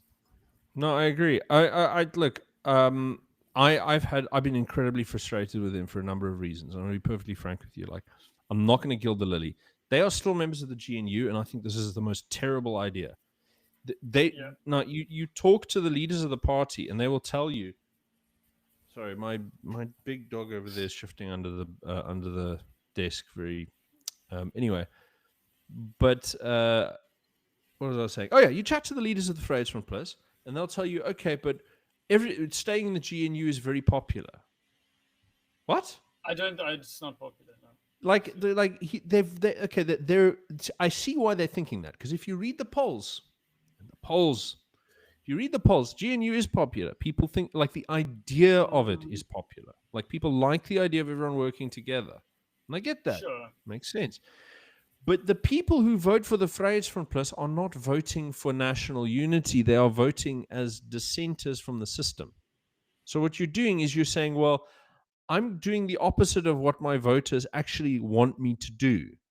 But you're saying it is popular in the abstract. It's an inability to see how that works. So, like, you vote for the Vryheidsfront Plus because you want to see certain things happen, right? You want to see you want to see Afrikaners represented. You want to see Christian values represented. You want common sense, non-corrupt, conservative politics, right? Middle class. Well, middle class interests for sure, but it's more about this sort of like law and order. And look, the northern factions of the party haven't been great for corruption, but the factions here in the Western Cape, this branch, have been, with one exception, as far as I know, extremely good at ferreting out DA corruption. They've gotten into trouble for it multiple times. There was that whole civil war leading between these two parties leading up to the 2024 elections, where they, I mean, the DA were trying to kick them out of every single municipality in the province, and this was their open and stated intent. Like they were picking sides with, like, they were making coalitions with the Revolutionary Socialist Workers Party and tits like this, right? Like rather than the Vryheidsfront, like absolutely banana stuff. And like I'm not going to go into the whole rigmarole again. I've said it on other podcasts, right? And there's stories I've written about the little war between the two of them. But what's interesting is, okay, now they've made peace. The guy I said I worry about is Gert van Niekerk. Now he's been bounced around a bit. So he used to be at Garden Route. Now he's at George, because they've made a new local council. Now where did I put that little report? George. Ah, there we go. So they were previous. So the DA were previously in coalition with the ACDP, but then they lost two of their councillors. Now I'm not entirely sure, why they left for the Patriotic Alliance, but I can pretty much guess the reason. Okay. Now, what's really interesting is now this whole sentence. Like I'm reading this one thing from Newsday, and what they say here doesn't make any damn sense. So I'm gonna have to talk to them myself. So it says, the DA has previously in coalition with the ACDP. However, following the exit of two DA councillors, Marshall Kleinhans and Brandon Adams, the coalition lost its majority. Okay, so Kleinhans and Adams leave the DA for the PA. But now here's weird. So Kleinhans said he left the DA because a coloured caucus of the DA had a plot to oust von Brandes and replace her with Kleinhans. So he's saying that there was a plot to replace the mayor with him, and he was just too principled to betray what, and then so he leaves for another party. That whole sort of thing doesn't make sense. So that whole reason. So there's something wrong with either this has been written badly, or there's some facts that have been missing. Now I'm not familiar with Georgia's politics. I've got an insider who I've got insiders here in Drakenstein. I've got a couple of good links to Stellenbosch. I've got a couple of good links in the Garden Route and in Hessequa. But yeah, George is not my big forte, I'm afraid. So I don't really know what the inside baseball is on this. However, Gert van Niekerk, he is someone who I've had a beady eye on for the Vryheidsfront for a while, because unlike the rest of his colleagues, he has been very, very, very comfortable with DA corruption. And this goes because he is he helped to vote against sanctions, and I've got to remember exactly what he voted against. I can't remember if it was whether it was some kind of sanction, or whether it was disciplinary proceedings, or whether it was an investigation into Memory Boyson and the other fellas, the other municipal managers who were siphoning off millions of rands over a decade and a half. I mean, this stuff was known internally in the ANC DA from 2011, when it was leaked by there were internal complaints within the DA directly to Helen Zille and Anton Bredell from Johan Brammer, who was then the speaker, and he brings it to the attention of them, that of the party leaders, that basically money is being stolen and powers are being abused. And the way that the leadership responded is they fabricated a failure to pay membership fees and kicked him out of the party. He hasn't even complained to the public about what's going on with the corruption. He's just talking internally in the party. This is 2011. So the lawsuit goes on for 10 years, costing the DA over 3 million rand. And Brummer wins because it was entirely fabricated and all procedures were violated in order to get rid of him, right? And in the meantime, Memory Boyson, who are the guys? I'm trying to remember. There were three main guys that were taking inflated salaries. They were getting paid more than like the ministers and stuff, like than the national ministers for doing like menial sort of no-show jobs in the municipality. And this goes from B2, and then they all go up to garden route, and then there's property shenanigans and all kinds of problems. Large list of these issues. Um, but at every stage, when the party brass was alerted of this, they ignored it and punished those who complained, right? And finally, they get caught out because the Hawks have been hearing about this, and they call out Anton Bradell and they say, well, why aren't you acting? So he does make an act, and then, Memory Boyson is let go. But to make sure that he lands softly and doesn't say anything controversial, he gets promoted to provincial parliament. So now he gets to sit on his ass and do nothing for the rest of his life, earning millions a year as a reward for stealing for years and keeping his mouth shut. Like, this is mental. This is absolutely mental. So, but this is not the only case. I mean, there are other people like this, right? So I look at this and like Gert van Niekerk, who, elsewhere in the Western Cape, the party's been very good at keeping the DA in check. But Gert van Niekerk was absolutely against causing any waves about this throughout his whole tenure in the Garden Route area in B2 and so on. And he's now here in George, helping the party cement a new coalition with the DA. And I sort of think, well, couldn't they have picked someone else to be there? Why do they have to pick Gert van Niekerk? I don't know, but disappointing, very disappointing. Okay. But yeah, I mean, Peter Janssen van Vieren has been very open with the Fishhook stuff, so I'm, I'm happy for him, and I'm, he's always been a good guy. I haven't got any complaints with him, so everyone's an individual. Oh, no, sure. I mean, we can't be idealists and think that everyone's perfect all the time and all makes all the best choices. But I think, so, I mean, there are certainly levels of corruption that are totally unacceptable. No, that's for sure. And But and even like, yeah. The most common form of corruption is not actually this kind of siphoning; it's cash for jobs. And so that's that's the one that Conrad Pearl was caught for in Drakenstein. It's the one that Albert de Klerk was caught for in Midval before he got bounced down to where he is now in Hessequa. Interestingly enough, I'm pretty sure this Albert de Klerk is the son of Albert de Klerk Senior, who is the Afrikaner classical pianist back in the day. I mean, they have he's an absolute spitting image of his father. But if it is father, I'm not sure. No, that's why I think. Sorry, just on this point is, I know I go on about Thomas Sowell a lot, but I do think that his work is so useful when it comes to designing policy and how to think about certain things. Not everything, but these things in particular, because when you acknowledge that humans are limited and that we have tendencies for self-interest, we have tendencies for short-term thinking.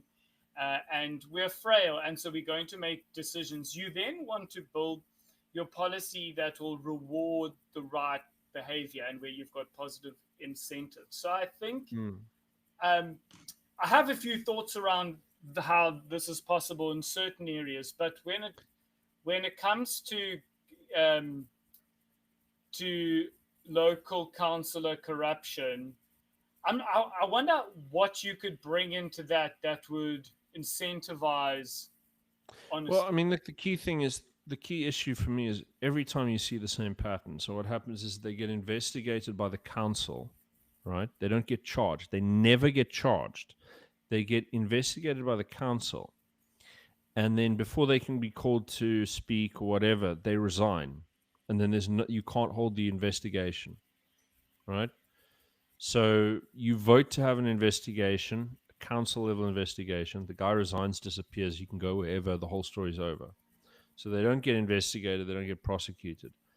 I think the thing is, you just don't have the prosecutorial bandwidth to look into this kind of stuff. So even if they followed the right protocol, let's say you just said, oh, okay, well, there's prima facie evidence that, let's hold a vote. Should it be referred for criminal investigation? Yes or no? doing an internal investigation on corruption, like that's a way of guaranteeing that nothing will happen, right? Referring it to the police, that's a different matter. And then you got to ask yourself, well, will the police actually investigate? Do they have the time? That's not going to fix everything for sure, but what it does is Sure. it takes it out of the hand of the politicians. So the second that Yes. you're putting on the ground, you've got. It also Yes. forces them to make a more concrete decision. So then what you've got Yes. to do is you say, well, look, we should vote to have it criminally investigated. We should Yes. lifestyle audit, personal finance audit, whatever the case may be, right? So instead of having it done in the council, you do it there, Mm. and but Mm. it's just not going to happen because if you vote to have someone prosecuted or followed up by external authorities, you have made a statement about it, right? Yes. If you say we are going to investigate, then we're very responsible, but Mm. we're also not saying anything. Mm. And then it's like out of your hands. Mm. I mean, you'd have to make a regulation that compels investigation, but then you've got your problems with the enforcement bottleneck, which is fine. I mean, it's not the end of the world because now what you've done is you made it so it's completely out of their control, so they can't actually And stop it if the police do decide to look into yes, it. and at least there's some kind of safeguard. I mean, just something is better than nothing in that sense. Something. Yeah, but I mean, you can see, but some of the kind of people that we get over here, like in Kanaland, like the mayor there is like the deepest form of evil, and like the man is absolutely inhuman. Like he's been convicted of raping a 12-year-old, right? This is years ago. I mean, he's still there, and he's this disgusting old man, and now he's being you know forcing workers, unqualified workers that he's sticking in the municipality, forcing them to pay them chunks of their salary ranging from 4.5K to 10,000 rand, right? So it's like Yeah, so that the they keep a job, so that they yeah. still have a I job. mean, Yeah. this is just disgusting. I mean, I've heard of this kind of practice in China as well, but I mean, like hell's bells. I just why this guy is still there? He's an absolute bastard. Like how anyone can stomach looking at the man is beyond me. I mean, it's just the kind of human being that you'd shudder to do violence to in case any of his filth spatters on you. Um, just an absolutely repulsive human being. Um, but it's been going on for years. He's still there. Um, but yeah, I mean, the only good news of the local area that I can find really is Mossel Bay getting a new cruise reception facility. But that's kind of like goofy stuff, and you know what I really think about tourism anyway. Like, Sure. yeah, I mean, most of the stuff is like the thing is, if I look at everything that you get in the news, eventually you get depressed. So I like the intrigue. I like stuff I can learn from. The stuff like learning that, oh well, actually there's no funding for dealing with invasive plants just makes me depressed. I hate invasive plants. Like every time I drive past and see a Port Jackson tree or like that patch of Port Jackson that comes up by the side of the road every so often, I just like I seethe with rage. Like I don't know. I'm actually beside myself with it. I hate it so much because if you've actually been into these areas where like runaway pine plantations or Port Jackson invaded or whatever, there's nothing that grows underneath them. It's just it kills everything. Mm. It's awful. Um, and especially, I mean, if you've taken hikes in some of the well preserved areas, and just how often you come across something like beautiful and new and surprising that you've never seen before. Like last time I was up on Kunberg, I passed this tiny species of dietes. Now you can tell it's a dietes, but it was this like bright powder blue flower on the tiniest little dietes. Like the whole plant was maybe about this tall, right? And like this perfect, like sky blue flower. And like everyone's used to like the two kinds of dietes everyone like has in their garden, like those big gangly looking things with the white flowers with the purple and yellow in the middle, and then the yellow ones that have got the two brown dots on them. Um, but I mean, it was such a beautifully striking little thing. I'd never seen it before. And every time I go out there, I'll see some plant or insect that I've like never seen in my life, like great elongated jeweled beetles and things like that. And you look at that, and then you look at what the landscape looks like after the invasive aliens have come in, and it just fills you like Mm. it's horrible. It really is. It hurts. It hurts to look at. Yeah, no. On that point, I was this. I went away for the weekend. We went camping. I'm not going to mention where because I don't want more people to go there because it's quite let's say it's still quite wild. And it Yeah, was a you great you time. got your little nook, yeah. Yeah. And anyways, the one lady there, I've known her for a while, but I didn't know what her father did. Her father has worked for the University of Cape Town for many, many years, although he's not there at the moment because he's too old. Hmm. Working in ornithology, so birds, and he sails to like Marion Island and these islands down there. Oh, sick. And there's actually a project going on one of those islands. It could be Marion or one of them where there are too many Prince Edward. rodents. There are too many rodents on the island, and they're eating the eggs of the seagulls. So it's an invasive But that's rodent that's species that shouldn't be there, and now they're trying to kill them, and they basically fly choppers around dropping rat poison onto the mountain. I mean, onto the island to try to kill them. yeah. No, I just yeah, and they I'll can't find the solve the name of problem it. with cats because cats will also eat the birds. Rodent problem. No, but it's miserable because how do you deal with rats on Marion ships? Island. It's Marion Island. Oh yeah, Yep. well, Marion and Prince Edward there, hey? Yeah, Yeah, those I'll are. find Our, it. do you know that they're actually those two islands? They're uh, they're technically part of Cape Town Metropolitan Municipality. Did you know that? No, that's Like fascinating. there's a like that's the I mean, like it's not like the actual Cape Town Metropolitan Department does much, but in terms of like districting and so on like that, that is the property of the Cape Town Metros. They're part of the Western Cape. So like Fascinating. it's funny No, when you no, think about it, like how far removed they are. Like you never think about those things, but no. they're Which, yeah, it kind of makes sense because UCT has been having their boats sail there for decades now. They're oh well. always there. Who else is gonna where else would you put the research facility? You're gonna put it in Durban, like you know Come on, that's dude. too far. Why are you You know, so you're gonna why are you so bleak go about halfway Durban, to the dude? Arctic from fucking Durban. Like, no, man. Or you can go from Mossel Bay because who is it? Bartholomew Dice or Vasco da Gama. He set up a little Oh, station. I mean, what I like my I got into such stupid Twitter wars like the last little while. You try and sort of teach people about the most basic sort of chronology of settlement in the Western Cape, and they're like, no, it's always been closer, living alongside the Khoisan, and there's like no, if they've always been living alongside, eventually one culture would have absorbed the other, but like you can see that everywhere else there have been Bantu settlement has just like absorbed everything, right? Like whether through violence or integration, it doesn't matter, right? It didn't happen in the Cape because there were no Bantu people here, right? And Sure. but they go like, oh no, but Bartholomew Diaz met Africans here. Like, that's not the argument, you daft prick. Like, it doesn't matter how many times. I actually, there's like a white Um, English girl from Durban who likes harassing Afrikaners on the side, right? is it, And I was at even she pretended to be retarded and think that this is like an empty land thesis position.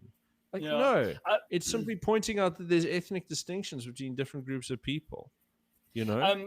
I was talking to quite like a liberal friend of mine who I was quite surprised he acknowledged this. I thought it was quite interesting where we were talking about rainfall across southern Africa, and if you look at where if you map a map of the rainfall, Yeah. and then you map where the various Bantu tribes ended up, they basically are within where there's a lot of rainfall, and that's because the crops they grew, sorghum and so forth, and their cattle needed a lot of rain, so they never moved more south than the Fish River because south of that became more Mediterranean climate where you don't have as much rainfall, and there you had the sand and the koi. And then when the Dutch and the when the Dutch, it was first the Portuguese, but then the Dutch and English came afterwards. They were able to build within the Cape regions because of the experience farming in Mediterranean climates. We don't have enough rain. So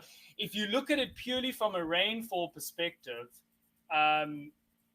you can understand why the eastern regions are where your Nguni tribe, Zulu, also and so forth, and Sutu, Yes, why but they it's never not went just further that. than I the mean, it's South sort of River, the Fish River. it's specific little pockets. So it's like this kind of a horseshoe shape around the Free State. Drakensberg, right? Oh no, yes, the So it's like Eastern Cape. from the Eastern Cape in a big horseshoe around the north of the country, right? Yes. This is the traditional settlement pattern because those are the most fertile places you can find. So you can grow Yes. millet and sorghum there, Yeah. which are the traditional crops, and you have good lush grazing ground. It's great, right? Those are the Yeah. places that you sit. 1,500 years of undisturbed settlement. Like they're just Yes. chilling. And the population density is really low, like across the entire subcontinent. You got like that is now South Africa. It was 2 million people in the mid 19th century, right?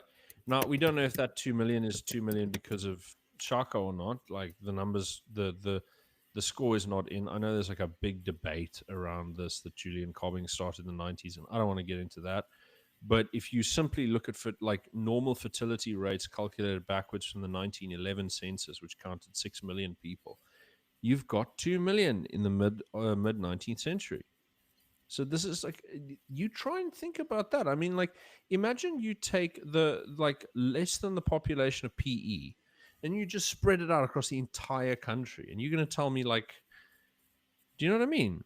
Yeah. Yeah. It's this is the so and then most of them are gathered in like nice lush areas. So what happens in the 20th century? British conquer, and they're like, yeah, well, there are too many black people to integrate them into a democratic society without problems.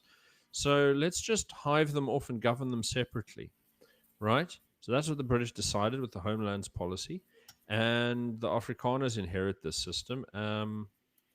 But I mean, like the funny thing is that so they want the cheap labor, but they don't want to disturb the political system that they've created.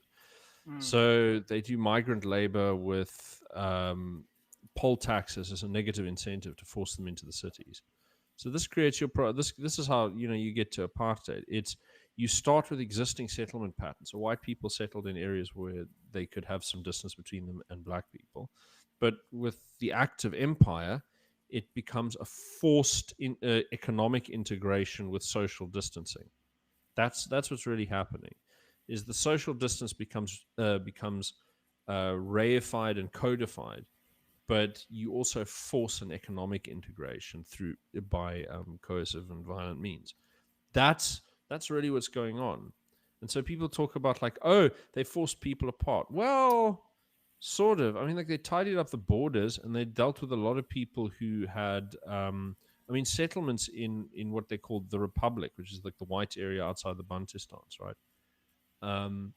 This the settlements and they'd been growing over the 20th century dramatically, and every so often they had to clear out huge areas because I mean, look, the white population is growing as well, not as fast, but it certainly was. And you need developments for this or that, or there's some crooked deal here or there or whatever. So you just move people because you could do it. And I think over the course of the 20th century, they moved about 3 million people How would got moved, how would got how would removed they actually move them? from one place to another. Would they literally just come with a? I mean, how would they actually move them? Just No. They show up with wagons? Or? they show up with buses, right? And they just bulldoze your houses, and then they say you're going to go over there, and they move you over there, and they either have built you new houses or maybe they haven't, you know. And so I mean, like, let's not kid ourselves that it was like rosy. I mean, you got a lot of people who want to sort of, excuse what apartheid was like. It was obviously brutal, but Mm, they moved. sure. Think about how many millions of people they removed. They managed to do this without actually having violent clashes that resulted in large numbers of deaths. This is, I mean, in its own way, this is quite remarkable because in the Soviet Union, these things got very deadly. very deadly. I mean, they were working their apartheid program, the Russian, the Soviet apartheid program that was run under Stalin and so on, and early Khrushchev was that resulted in hundreds of thousands of deaths from overworking, right? Mm, Um, and Germans, Koreans, Cossacks, you name it. If you were part of the group that so people would be removed from one end of like the Eurasian continent to the other, like the Tatars, just dumped in the middle of, was it Kazakhstan? mm, To make room in Crimea, and mm, these people, they weren't even given land; they're just dumped. mm. So like there's some real crazy stuff that goes on in the world. Oh, Um, dude, I am so I the cannot tell you partition of India. my So I mean, utter people. disdain for just picking up one group and dump that sort of social experiment stuff is just vile. Yeah, but I mean, it's sort of like you get locked into a political system, and then managing it requires you to do stupid nonsense. It's like, well, what the DA is doing there in Cape Town. It's kind of part of the logic of the system that we're in. Yes. So the Constitution has certain mandates, right? No, they don't have to lean into them. They could resist them. They could make a concerted effort to try and resist what's going on. Instead, they're leaning into it. The urban upgrading stuff, the incentives Mhm. programs, and so on. I mean, they advertise and boast about how much money they redistribute.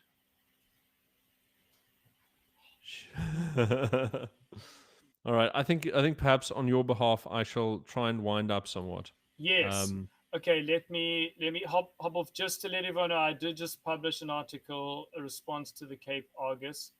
While we were talking, I just quickly threw it oh, you together. star! Well, I we'll think be sure it's to share that and get I on. think it's good enough. Mm, It's got all the it's just a very brief response saying that the mm. many of the things we've spoken about. And Rob, you just tell me if it needs to be tweaked. That's okay. We are going to. So I'm going to say goodbye to Yes, David, I will who's hear. clearly got urgent business, and then I will quickly finish going through some of the local municipal news Do it. quickly, and then I'm going to just have a quick peek at what's going on with the polls Great. recently, Okay. and then we're going to bugger off. Okay. Chat Cheers, David. chat later. Bye. Cheers, man. So now, one of the key things that I wanted to sort of talk about with the polling is I had a look around the last couple of years of polling, and there's been a new thing that's emerged where in between now people didn't publish a lot of opinion polls between elections because they're kind of expensive and no one expected anything new to happen, right? But quietly, polling has been saying things like, well, the ANC is on decline. So we've been noticing for a very long time that the ANC were heading in a direction where politics might be getting exciting at the national level. Okay, so we knew it. So now, drawing into this point at which the ANC's decline starts to bring us into the world of coalitions, right? And we can see this with Leon Schreiber publishing his book in 2018. Like they foresaw it long, long, long, long time ago, right? The the thing is that as we start getting close to the last election, you start seeing more and more political polls being run in between elections because now people are interested. Now there's money in it. The DA have for a few years now run their own internal polls. And so you've got a guy like Gareth van Onselen, who's cut his teeth on a lot of that kind of stuff. Very hardworking, very smart, very talented guy. Okay. Now, let me make sure that I qualify it with all of that. I have very deep criticisms of him, even sort of his in terms of his character a little bit, but there's no denying that he's a hardworking and talented and smart individual, right? And he's not a bad guy. He's just got blinkers on, as far as I'm concerned. um, but look, the thing that's going on over here is that the IRR, the Social Research Foundation, and the DA, and all of these people, they're using Gareth van Onselen as the guy to build the polling. Now, I didn't notice this, but because I wasn't looking for it, but it turns out like I looked back at this. Now I'm going to share. Let me open it up because there's actually an article that I wrote on this was it day before yesterday, and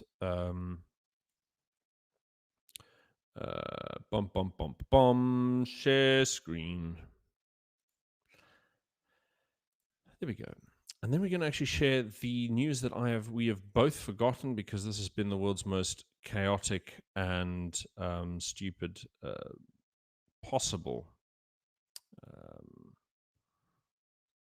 picture in picture mode. Go away. There we go. Thank you. Don't you just love this? Nice frame. So yeah. What we have over here is let's go control. Let's get you nice close up. Let's see how does that look better? Yeah, we can read nicely. So there's Gareth Ronson. I used Gemini to sort of make him show like he was like a game show host showing off the so that I'll just read this out for you because it's quite nice. So the common sense using so the common sense is like that orange logo. This is Franz Cronier's new project. So it's a lot of like these nice, sensible center right guys. Some of the most intelligent commentators on politics in South Africa. And Franz Cronier's protege is Gabriel Macon, who's hosting most of this kind of stuff. Also a very bright kid, very measured. I mean, calling him a kid. He's only a few years younger than me. But so here we go. So the comment says they've shown stunningly optimistic results for Helen Zille's mayoralty bid for 2026, and then I link it over there. It really is staggering stuff. I mean, she's wiping the floor with the opposition. She has more support amongst even like ANC supporters than her competition. But campaigning hasn't really started, so it remains to be seen. But what I'll say here is that I actually think there's a degree of accuracy to this. I don't want to go and be one of those silly people who's saying things like, okay, well, how should I put this? I don't want to dismiss polling results as being irrelevant, because we know they go up and down. We know that they're not perfectly represented. There's a margin of error. But it's not so bad that everything's completely bananas. Generally speaking, things are kind of legit. But I have a problem here in that. So here's one thing that I found. So I had a look at, okay, so we know that people vote the same way and have voted the same way for years, right? And the only time that you get like a dip in the liberal minoritarian bloc over here is when the NP was dying and handing over to the DA. And so there's some uncertainty over here. And the ANC's peak is when they're completely united and have no opposition. And then they start declining as they split over here. So there's loss of energy as there's division of purpose, right? And that you see a lot of. So anyway, let's not get too deep into the weeds. So generally speaking, until now, like exit polls have done the same thing. So they'll underestimate the ANC by like 2 to 3%, but nothing more. And they'll underestimate the DA by about 1%. So that's about it, right? But now, like in November of 2023, so this is SRF gave them 31%, Brenthurst gave them 25 to 27%, and the IR gave them 28%. But like, now that's kind of big. That's a big lead. And that's much more than they ended up getting. But what's interesting is that, like, at the same time, you had the French company Ipsos. They got much closer to what the DA actually got. They gave them 20%. And that's at the same time. So, like, my question, and I can't answer this really fully, is why is it that liberal institutions in South Africa that are involved in political polling consistently give 5 to 10% boost to the DA that doesn't materialize at the poll? Why has that been happening in recent years? Because they've been able to get it right beforehand. Now, either the behavior of the electorate has changed, which would have shown up in election results but hasn't, or something else is going on. So I don't really know. But what I noticed is that, I mean, like, the Ipsos even also got the 2016 result correctly, right? So but here's where it's really weird. So, okay, here I talk about some other things that other pollsters have asked, which haven't been very lacquer, um, which I can bounce on quickly. Which is here's support for various policies. So you can say black economic empowerment, BEE, and all of that kind of stuff, right? So bear in mind that 20% of the people they're interviewing for this will be minorities, right? So here we've got that. I mean, this is you these are things that align very strongly according to race. Generally speaking, you can see that there's big support over here. So here's the interesting land reform with no compensation is more popular than with compensation, right? Um, now race-based water licenses are like, okay, that one freaks people out. Good. But still, you've got about 20%, 20 to 30% of the population who are like, yeah, why not? That's a lot there. So here we go. IRR saying, so South Africa is now a country for black Africans and whites must take second place. Right? It's 2017.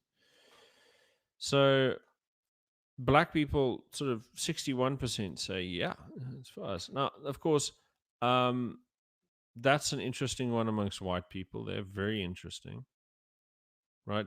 Because there is about that is also about the number of people who vote DA amongst these populations. It's like 80%. Indians are very interesting. That's a very interesting score, but you never know. Very small sample sizes.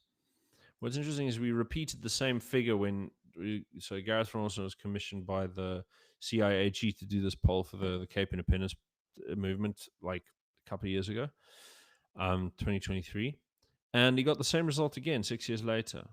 So, like 2/3 of the black population think no, racial equality is bullshit. We come first, Okay, fine, whatever. But then, that's just denying this is pointless, right? And then there's that persistent figure of like 4% of black people support DA, and I mean, because black people are more of the population, so they are that 4% of the black population is 14% of the DA's support. So yeah, you've got to remember what those fractions mean, because when the DA throws that 14% at you, it doesn't mean much. So here's my problem is that every time we do these inter-electoral polls, we get a 5 to 10 point bump for the DA that then just evaporates. So one of the things that you don't see in this country, or you haven't seen, you probably haven't seen until recently, is YouGov or whatever, like all of these big opinion pollsters. In the West, they use them to engineer opinion. Now, you'll see this over and again. There's much written on this extensively. They don't just use these polls to steer public opinion by leaking ones that are favorable to key outlets. They also manipulate the outcomes by asking questions in a certain order, and there are even cases of people having live algorithmic design to your questionnaire to get you to. So there'll be YouGov was found to have been doing this. I think I don't know if it was YouGov, could have been YouGov, but it was one of the big ones in the UK. And what they were doing is they had, depending on who you were and how you answered your questions, you'd get different questions next, right, with your online polls. So they designed this to maximally engineer the responses that they wanted out of people, right? Because a lot of people change their answers depending on whatever vibe is going in their head. Now, Gareth Ronaldson doesn't do this. As far as I know, he doesn't do anything fraudulent at all. But there's something about his methodology that is causing this, because he is being used as the main guy for the IRR and for all of these people for polling. And he's consistently making this error. And I just want to know, what is it about his people in his company or him or whatever? What is it that's causing this artifact to appear? Because it doesn't happen with Ipsos. Ipsos, French company, comes down same year, same time of year, and they do the same polls and they get a different result. So I want to know what exactly, and there's no way of doing this until, I mean, because he doesn't like me, of course. I mean, Gareth Van Olsen finds me despicable, and I understand. He wouldn't address me at all. There'd be no, but the what I really think we need to understand this. What exactly is going on here? Why is Ipsos getting good, accurate results, and Gareth Van Olsen not? Because here's the interesting thing: when we got down to the exit poll, the right at the last moment before the ballot was found, all of a sudden, the last couple of weeks, that gap between the outcomes that he was reporting in reality just zeroed in, and he got the most accurate result that any polling group had gotten for the exit poll of the national election. And I mean, at the time, I'm like, okay, I'm not thinking too hard about it. I was like, okay, well, people are overestimating. There's no way. This feels a bit off. Then we get to the election and go, oh, yeah, that makes sense. But then I also looked at the accuracy of his polls and I thought, wow, very respectable. That means, we need to pay attention to this. And also, you want to believe because he's the guy who reported on the enormous popularity of Cape Independence, when he was contracted to do that. And then in the year before the election, that figure comes way down when he runs that poll again. So I thought, okay, that makes sense, maybe. I mean, after all, people are believing in the hope of a DA government. So maybe they don't feel so strongly about Cape Independence anymore. Who knows? But now I'm starting to think, well, is there a possibility that he could be doing something that he knows will change the outcome of his polls in a way that's politically favorable? This is a big speculation, and I have to be careful here because I don't know anything for certain, but it does look funny to me that they're getting these results, and then their competitors who are not part of our political system are not getting those results. But at the same time, he's demonstrated the capacity of getting exit polls of such perfect accuracy that they outpace everyone else in his field. So he's shown that he can be accurate, and yet his system gets you really distorted results right up until the last week before the election. So I sort of look at that and I go, okay, well, what's going on here? I can't answer you unless I look inside his methodology, and I can't do that. It doesn't work that way. So we're just going to have to live with, with going what the hell's going on here? Optimism's great, guys, and it would be wonderful if we saw a little bit of a change of heart in the general population. It'll make it easier to soft pedal and gain a little bit of ground on issues around black economic empowerment, employment equity, land invasions, violent crime, organized crime, illegal immigration. The list goes on. There's lots of things you can do if you have less input from black nationalists, right? Because even the black nationalists that we have, they don't allow political access to the anti-immigrant voices, for example. The people who used to be part of the old black consciousness movement, Operation Dudula and the Soweto Parliament and those people, they really, really, really, really, really want this immigration issue under control, and they're not getting it. They're not getting it. And it's a profound betrayal. It's a profound betrayal of them because they've voted. They've voiced their opinions repeatedly that they do not want to deal with mass foreign influx. They want them out of their community, and it never happens. They just get a constant flood of these people, right? So I think that's really worth paying attention to. I think I'm going to do a separate study, a separate stream on a couple of other things. So just stay tuned this week because there are a couple of things that need to be broken into in greater detail. So I am going to be looking in more detail at the G20's actual policy framework that they're looking to implement. Okay. We are going to look also, it would be quite nice, is the Western Cape Gang Monitor. So this is a really, really cool publication that is put out by the Global Initiative Against Transnational Organized Crime. And so every quarter they put out this little pamphlet, and you can read it. It's not very long, but it'll be nice to go through because they got little maps and things, and you can sit and chit chat.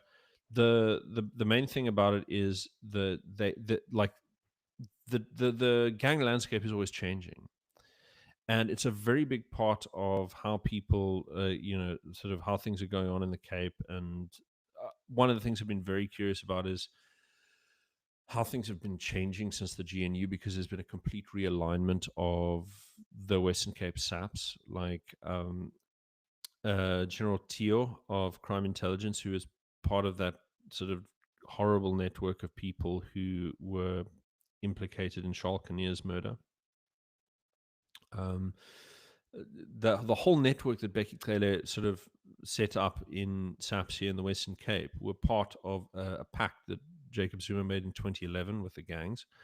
This is uncovered by Sam Soul, who is now with Amabungane, in 2015. And the ANC actually released an official public statement on this pact and said, yeah, it's in place, but there's nothing wrong with making deals with community leaders and things like this. So it was it's extremely seedy. And many people have lost their lives because of this, impunity that the gangs have received, right? So with the GNU, you've got a different patronage network inside the ANC that needs feeding. So they rotated out Kele and all of his men, and so a different group of gangsters have access or don't have access, as the case may be. And so you're seeing a big realignment on the Cape Flats by a lot of people. But I'm going to dig into that some maybe tomorrow. Um, the last thing that I just need to mention here is apparently the foot and mouth disease. That whole scenario, the um, the industry is getting involved in quarantining farms, and they're very happy with the Western Cape agri management staff and so on.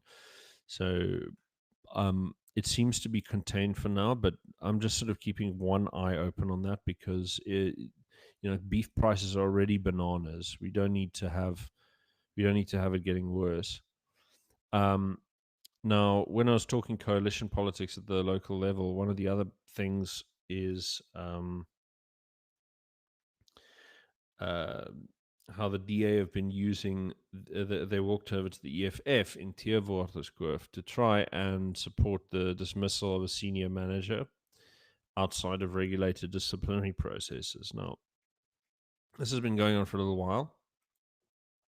And the fact that they've gone to the EFF shows that fairly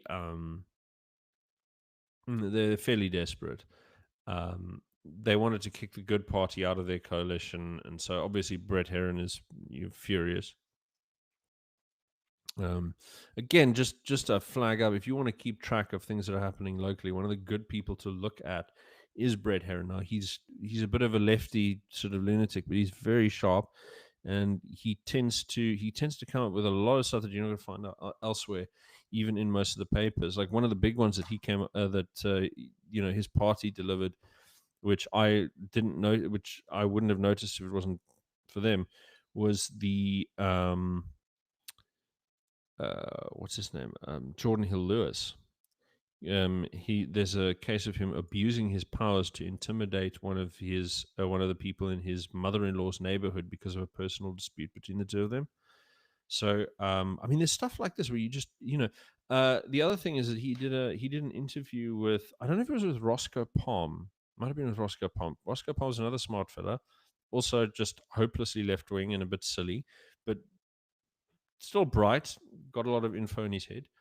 The guy says, so Brett Heron says to him, like, okay, well, here's the thing. In the DA, the way it works is that you've given a donor that you've got to follow, right? You've got to look after them and make sure they're happy. So you babysit donors. If you become a representative, you look after donors and make sure they're happy, right? And they withdraw support from your party if you're not giving them what they want.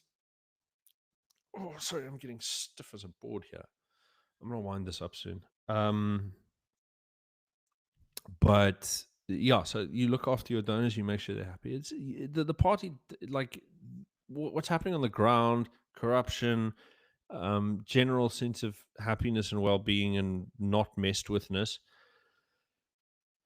This is not important to them. It's like, do we have basically enough support to keep serving the donors? Is the question. It's always sort of on mind, So that's sort of the motivation over there. Now, I'm going to look in the Tier of Artist Cliff. We're going to have something to follow up on this later this evening. We're going to have a bit of a longer article explaining as much as we can about the situation, but that's a big news. Um, the whole municipality is in a terrible state of affairs. I mean, but it's another one of those problems in the hung municipalities that it's hard to govern properly, and the DA, when they've got an opportunity to cooperate across the aisle with their charterist opposition, then bad things happen. So, yeah. Apparently, yeah. The other thing is the where were we going? Blah, blah, blah, blah. That's nonsense. That I've covered. And oh yeah, no, I'm not. That's not really news. That's just bull dust. Gate McKenzie's starting nonsense with Drakensberg municipality, but there doesn't seem to be much to back up his latest nonsense. I think it's because like he saw an in view over there for because they won a seat in a by election recently, so he's now starting to stir up nonsense again. But yeah, overall, the Cape's got the same problems as they've always had. The DAs up to this, their usual shenanigans. The Good is still crying about it, and I'm still crying about it. So before I go, I'm just going to check the chats and see if anyone's asked any questions quickly. So Daniel Alpha November is just being nice and friendly. Paul Storm said he had a friend that was fond of heroin. One evening, a cop told me they caught a girl with heroin, but they let her go. My friend was never the same again. What? What was the point of that story?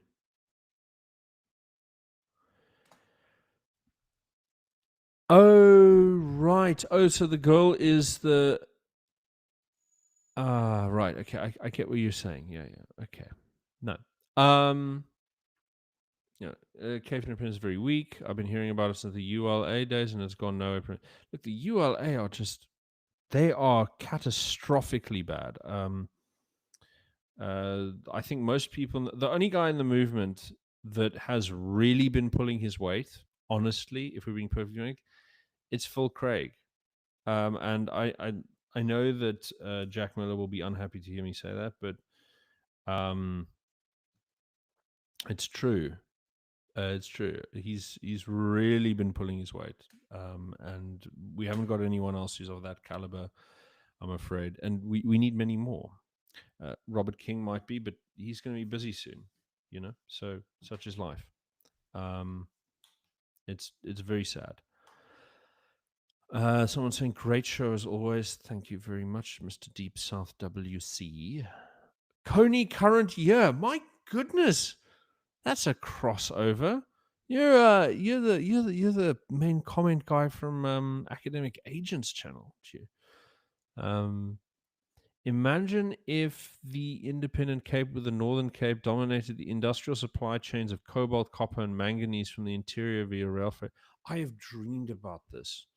I have dreamed about this so much because I mean the beauty of the Cape, right, is that there's no situation in which you become so dominant in any particular sector that you become a threat to global supply chains.